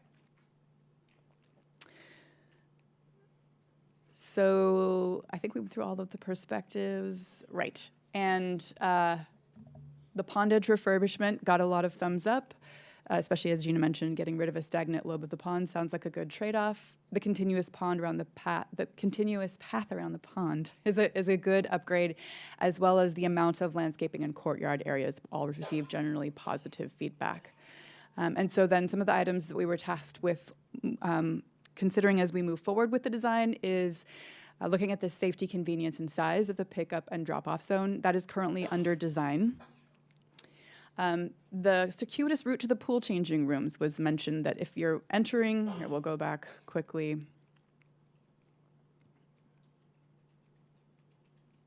To the plan, and you can see, I'm going to get to one that actually says the names of these rooms. There we go. I'm not sure you can see it. Did that mouse disappear? It's right there. It's right there. Wonderful. Okay. We'll wake up, little mouse. There you go. So here's the entry to the aquatics wing. There's a gate here actually that could open for large events, or even when there is a very popular class, to allow people to come in, or a very hot day, to allow people to come in more quickly. But the general mode of entry would be to come into the check-in counter and then back out to the pool deck. But here are the changing rooms. And once you would have come to this facility a few times, you would know where you're going. But for first-time users, it could be a little tough to know you have to go all the way around the corner to get to the changing rooms. They're additionally, therefore, the furthest away from the pools on the pool deck. So that's something that we've actually been looking at internally about how to potentially address. The other things the commissioners talked about were, gonna need my slides to catch up with me, apologies. There we go. Incorporation of sustainability features and water conserving landscapes. Each of the commissions had representatives who asked about the sustainable features that already included. We're actually going to have a separate presentation where we give the council some different options to look at to address sustainability. Currently, there are sustainable features baked into the design and the cost estimate that we're working with. We were also asked to look at features that could support visitors arriving not by car. That's also part of what we're studying with our pickup and drop-off zone design work. There was definitely an ask by both pros and the youth commissioners to keep the geese out of the landscaped areas, and that shade be provided by both trees and trellises really continuously around the building to make sure that they're comfortable outdoor spaces, and that there be some informal, smaller group gathering spaces, not just these large rentable patios. So Gina pointed out some of those. So at the next city council meeting, we'll be talking about aquatics. I think, Kevin, you want to go the rest of this schedule? Wonderful.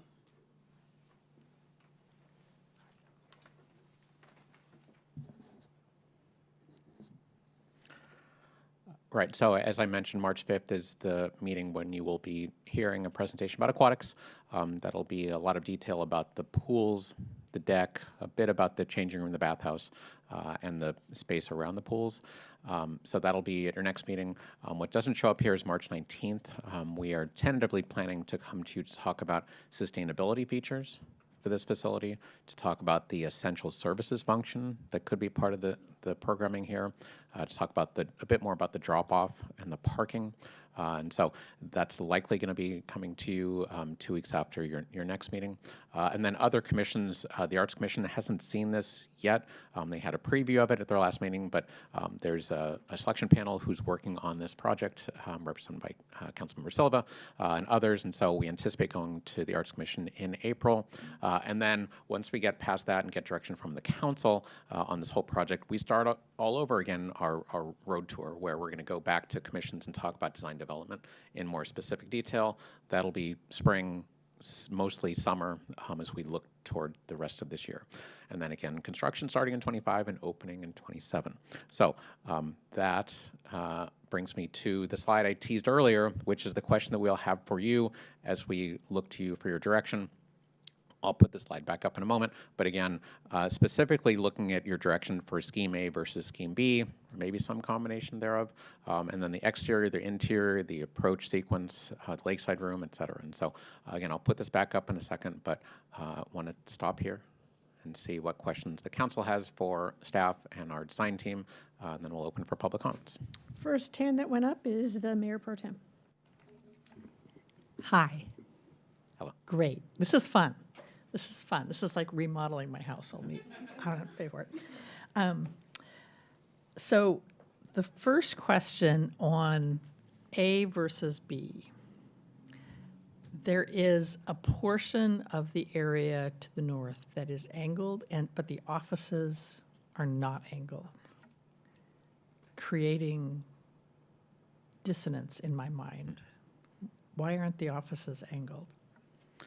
As with most questions that you're going to have about the building, I'll have our architect team answer it. I'm just pulling up that slide for you. Jocelyn will probably comment. Luckily, I watched our project architect test that very thing out. It actually narrows.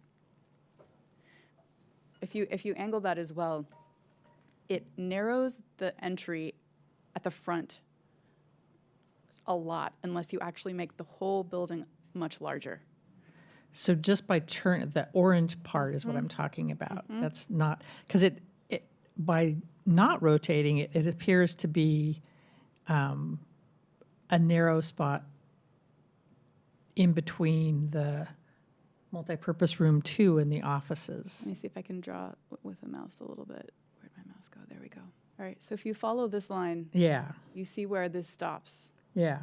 That's your So greatly that's what reduced ends front up- entry. Exactly. And then in order to get that entry larger, you have to make that whole atrium and therefore the building a lot larger, which we're already at, we're comfortably within the 25 to 27, but we don't want to reach past 27. Okay.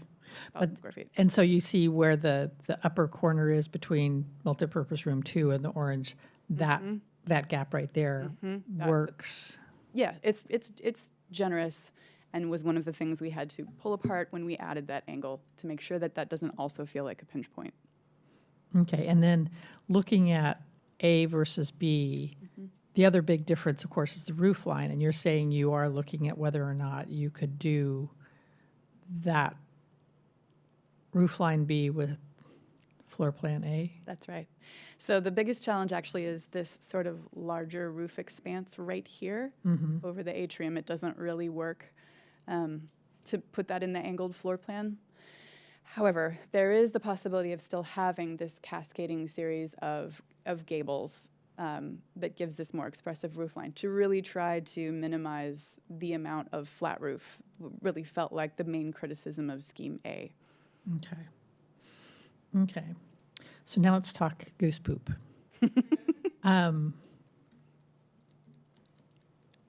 I'm always reluctant to rely on fencing alone to deal with goose poop because they're crafty little critters. Yeah, they can fly. Yes, that is true. They can fly. They tend to prefer more open spaces though, because if they feel trapped, then they don't know what can come and get them. So one strategy that that you can sometimes do is plant like a line of shrubs, and then they'll tend to stay away from those areas and go in the more open areas, just because they feel safer because they can see what's coming up from all sides. Of course, that's not to say you might not get one or two in there occasionally. It's a challenge in parks with ponds that we see quite frequently. I was just looking at the part of the lawn where you're talking about it's off the patio, the event space. Mm-hmm. Is that big enough that you might have a problem with geese feeling happy in there? I don't know what the I don't know goose happiness goose comfort square footage. If there's a do architects Am I going study the wrong those way? things? Thank you. Yeah, so analyzing the size and the spaciousness, I think that that's something that we'll continue to look at. Mm-hmm. There we go. Well, there's a close-up, a more close-up view. There we go. So you're talking about this area, right? That in lawn here. right there. Mm-hmm. Yeah, so we're really seeing this as being somewhat enclosed, not with tall hedges or shrubs, but having some low ornamental, like very garden-esque feeling shrubs in that area to create that enclosure so that if you are having an event, you don't feel like you're so open to the rest of the park. Mm-hmm. So that would help the geese not feel too free in there. But yeah, it's definitely something we'll continue to look at. And that area there will be fenced. Correct. So the fence, we're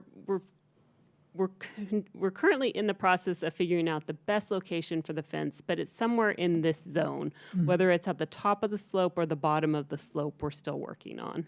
And then I know when we looked at this at the conceptual level, they had a rendering showing the difference in elevation between the path and the lawn. Do you have a rough idea of what the difference in elevation is? Yes, we have been working with the civil engineer on grading the site. So we're picturing this as being about 4 feet higher than the path below.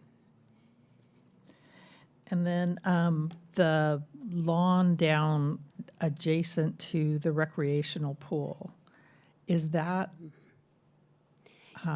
anytime I see lawn on a heavy slope, I start to worry about sustainability and durability of that. Yeah, so it's actually only about 4 feet tall, so that creates a little bit of sound and privacy. So it's not super steep. You have to keep it at a 3-to-1 slope, which makes it mowable. If you create it too steep, like you said, you'll have issues with maintenance. So we're really seeing this as being a nice hangout space for people who want to just throw their blankets and towels out on the lawn as they're hanging out around the pool. But we would definitely use grass species that are hardy and durable for that type of use. And then as far as the sprinklers, are you anticipating just sprinkling from the perimeter of it, not having a sprinkler up there on the top of it? We'd have to do the irrigation design to see how far we can get that, the throw of the irrigation heads. But regardless, you have them, they're pop-ups so that they would recede down below the finished grade. So they wouldn't be a tripping hazard. Yeah. But yes, it's ideal to have them along the perimeter as much as possible. Okay. And then in one of the earlier drawings, I lost track of where, there was a birthday room involved in the aquatics. Is that classroom still functional as that? Or? Yes, yes. And so it was one of their first moves. It's right here in the plan, and the aquatic swing is the same in both schemes. The idea would be that you could also hold classes there, but that it be a place that you could rent and have birthday parties, and you would have access to the pool deck. Okay. All right. Thank you. Councilmember Stelba. Thank you so much. This is very exciting. After, I think, 17 years. I thought my hair was gray naturally. It's just, So thank you for the question about the elevation. And so it really can't flatten out because there's a grade differential between the edge of the pond and where you're proposing to place the community center itself. That's right. how much of the pond, it looks to me like the natural area that'll be a goose attraction if we're not,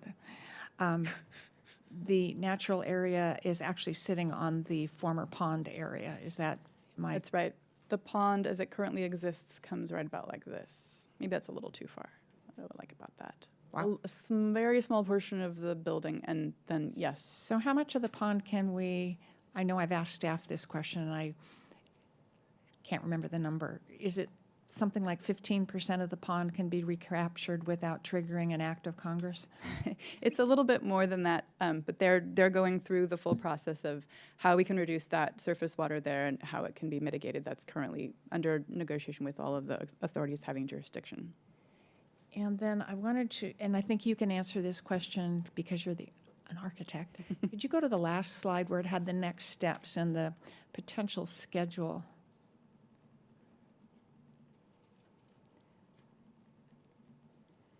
These documents that were, these schematics that we're looking at really aren't ready to go for bids. No. So what does it take to get, I mean, I think the idea was that we go issue these for bid in either late 2024 or early 2025. Am I remembering that correctly? That sounds right. So that's 8-9 months from now? Yes, we have a lot of design in front of us still. I know it seems like the building is designed. Well, it's not. Exactly. I mean, you don't turn this around. What is it, when do we have to be done debating, you know, A or B, left or right? Right. So what we hope to hear from you tonight is this the correct direction? We've given you a couple ramps to choose from so that we can come back to you in summer with one clear building floor plan, one site plan that will have received all of this community input, all of the commissioners' input, your input tonight, and address all of that in one package as a sort of celebrity. But it takes you some time to go from end of input to here's our package. If you're trying to get to us by midsummer, then when we're talking late April, early May? I would say more like July, August. Right, no, but when the debating has to stop. So tonight, if you possibly could. Tonight, okay. All right, yes, all right. Are y'all in for a good decision? I just wanted to get it, because this looks like we've got till fall, and it's like, I don't think so. Yeah, no, thank but you I'm not an architect, Yeah, and thank I don't you. do construction documents. Yeah, what we have to do between now and when we see you again is fully design out each of these spaces to be 100% sure that what we've used as best practices in our experience to craft these spaces actually works for this specific project. Check it with various different codes and agencies that might have an opinion about the specific uses, and it's actually quite lengthy and technical. What we don't want to do is we don't want to be waffling back and forth between floor plans when we say take it to the Contra Costa County Fire Protection District and have them weigh in on one floor plan, but then us have a change and look at a Or different central one. sanitary district where the kitchens are moving all over the. Exactly. So that's the hard work that we'll be doing between now and when we come speak to you next, when we say this is the floor plan of the building, this is the site plan that we know can accommodate all of the various uses that you want here for this price tag, and we are sure that it can work. To be that sure, we need to start from a place right now where we're pretty clear about what we want here. Thank you. Okay, thank you. Anybody else, Matt? So thank you I think, Jocelyn, my questions are probably going to start with you and then might go to Kevin. But in terms of scheme A and B, from a non-architect standpoint, when I look at it, I like the rectangle and like the box part of it. So can you just walk me through the advantages of the angle versus kind of the more straight lines? Yes, and so that's actually one of the reasons why we have two choices. I would say that there is some conservatism versus dynamism, and it's not relative to. It's to do with slightly more modern versus slightly more traditional shapes within a building that is overall still fairly modern. So it's a little bit more traditional to have a straighter floor plan. Spaces are where you expect them to be. And there's something to that that's helpful, especially if you're trying to navigate a space for the first time. It's easier to say, I know if I turn right, I'm going to go 90 degrees to another space like that.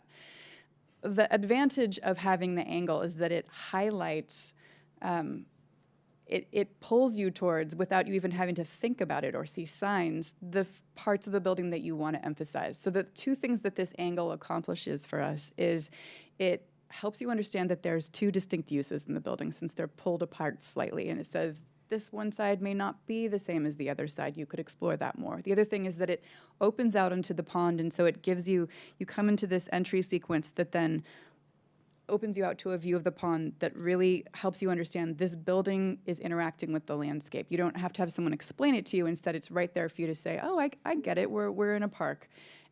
You might think that, they've entered from a park. They should know that. But there are a lot of buildings within parks that don't take advantage of that setting. And when you're, actually spend time inside that building, you really could be anywhere. And so that's really what we're trying to avoid. We're trying to have that, keep that experience of the outdoors while you're in the interior of the building.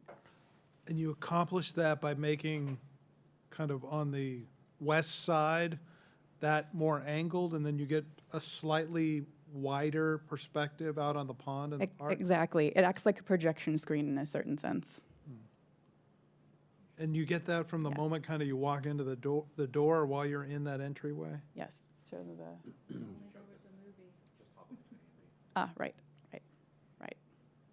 Right. So you're sort of shoved out towards the pond versus not. A little more tunnel vision kind of. Exactly. Scheme A. Yeah. No, scheme B. Yes, we have to do that to remind ourselves which is which. A is the angle, A for angle is how I keep track of it. But B is boxier. It's true, if you're looking in plan. B is boxier. So it does those three things you said. It separates out the space, so you just intuitively know kind of this side's the community center, this side's the aquatic center. It gives you that wider perspective on the park to emphasize that, and it's more of the modern plan versus a traditional. That's right. That's helpful, thank you. In terms of square footages, are we replicating about roughly what we have now in terms of community center space and bathhouse space? The bathhouse has grown slightly, and the community center is about the same as what it is now. Okay. And then I think my last question was probably more for Kevin or staff. Kind of, how do you envision each of these patio spaces being programmed, especially kind of like the one off the lakeside room? Will that be, are you envisioning it'll be public when it's not being rented, or and the other one in front of the building? Yeah, likely not open to the public because the nature of their use is going to be a special event. It's similar to what we have at Boundary Oak today, which is we have the event space up above the first tee. We generally don't have people just hanging out there, as you might see throughout the rest of the property, because it is something that's a little bit higher level as far as maintenance, and because I'm renting that space, I want to make sure that people feel like it's special. And so our vision now is both that patio on the east side as well as the event space on the west would be rented and probably not open to the public. That's how we envision it right now. Also means that I can rent it and then receive revenue for it, which offsets the cost to maintain it at that higher level. So that's our anticipation. We think, and I have some of my recreation rental staff here too, we anticipate this is going to be in high demand, and so I want to make sure that's kept kind of pristine. And so that's our vision today. It may change as we evolve and see what the potential use is, but that's my vision today. And so what are some of the community spaces then, or the outside spaces that would be available? Yeah, I'm going to have Gina, if you want to point those out. And you're talking the outdoor spaces adjacent to the community center, not the pools, right? Kind of the whole facility, yeah. Go to a site plan. Actually, other way. Sorry.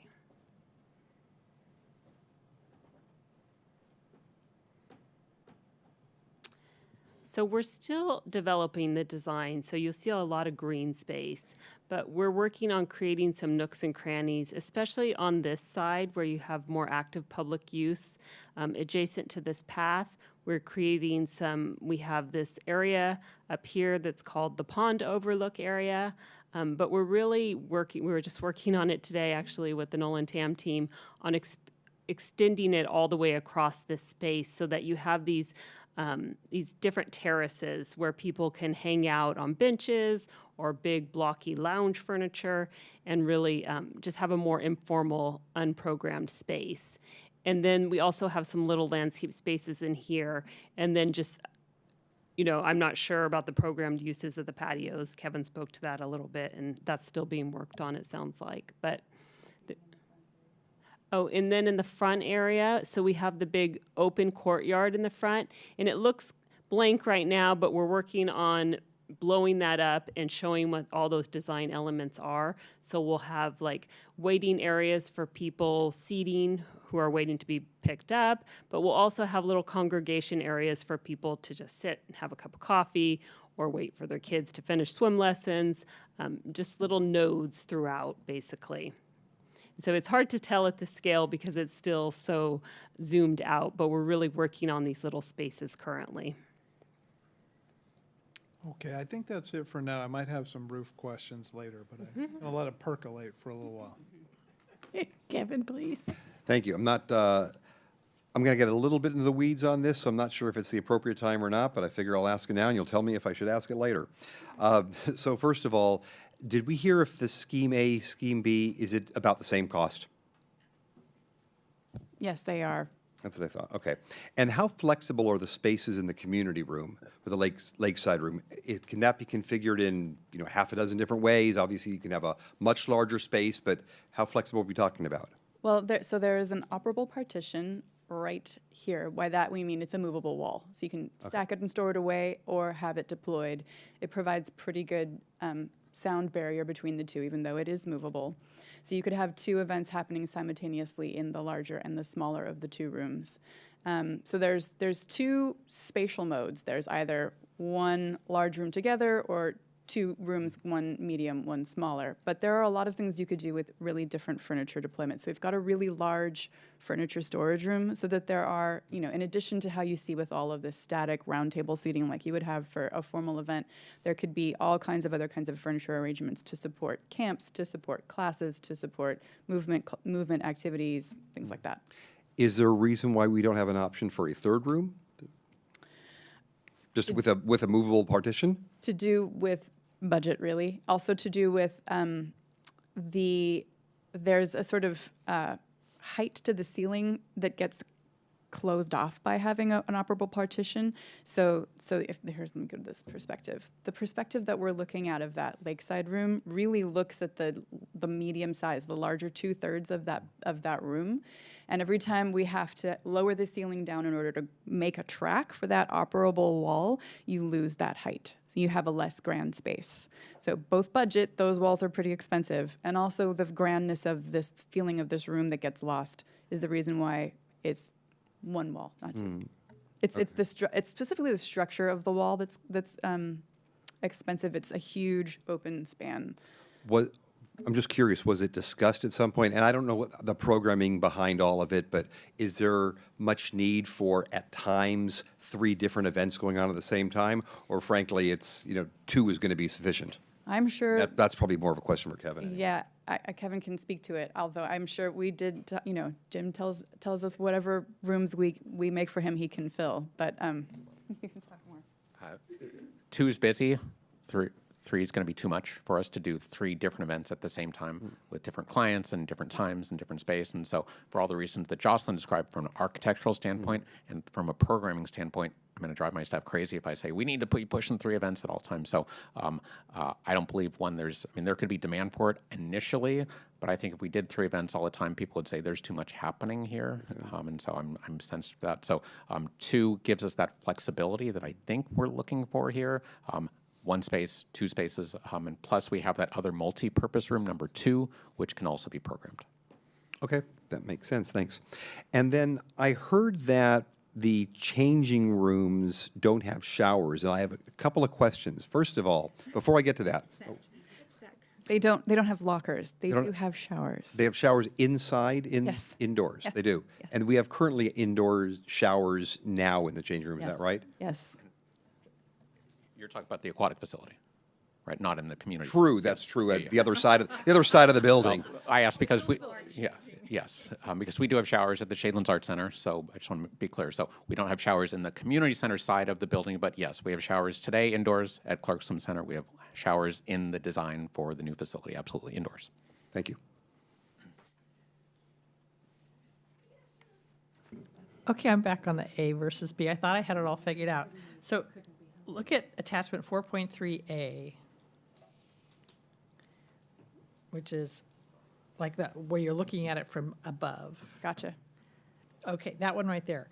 Are those two roofs parallel with each other, or are they angled? The two gabled roof lines? It's scheme A, so we're angled. Those two roofs are at an angle to each other. They are not parallel.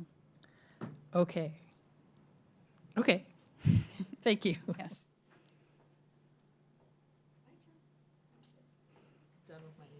Okay, they pretty much used up all my questions, but, so we aren't doing anything about furnishings or anything like that. That gets on further down the road. That is right. And, okay.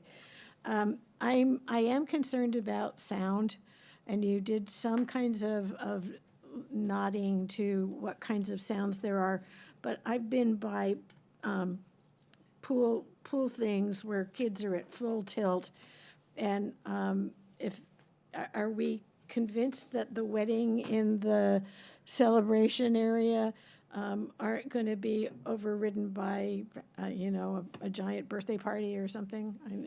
It's part of how we've designed this site. So part of how the pools make noise is also their amplified sound, and luckily amplified sound, so speakers, have made design progress since the speakers you've currently got at Clark. They can actually be more directionally attuned, so they're not blasting in every direction, but pointed specifically towards where people are located who want to hear that sound, as part of what we'll be taking advantage of. And then, of course, yes, the building mass itself, it's a single-story building, but as you can see, some of those volumes are nearly double height.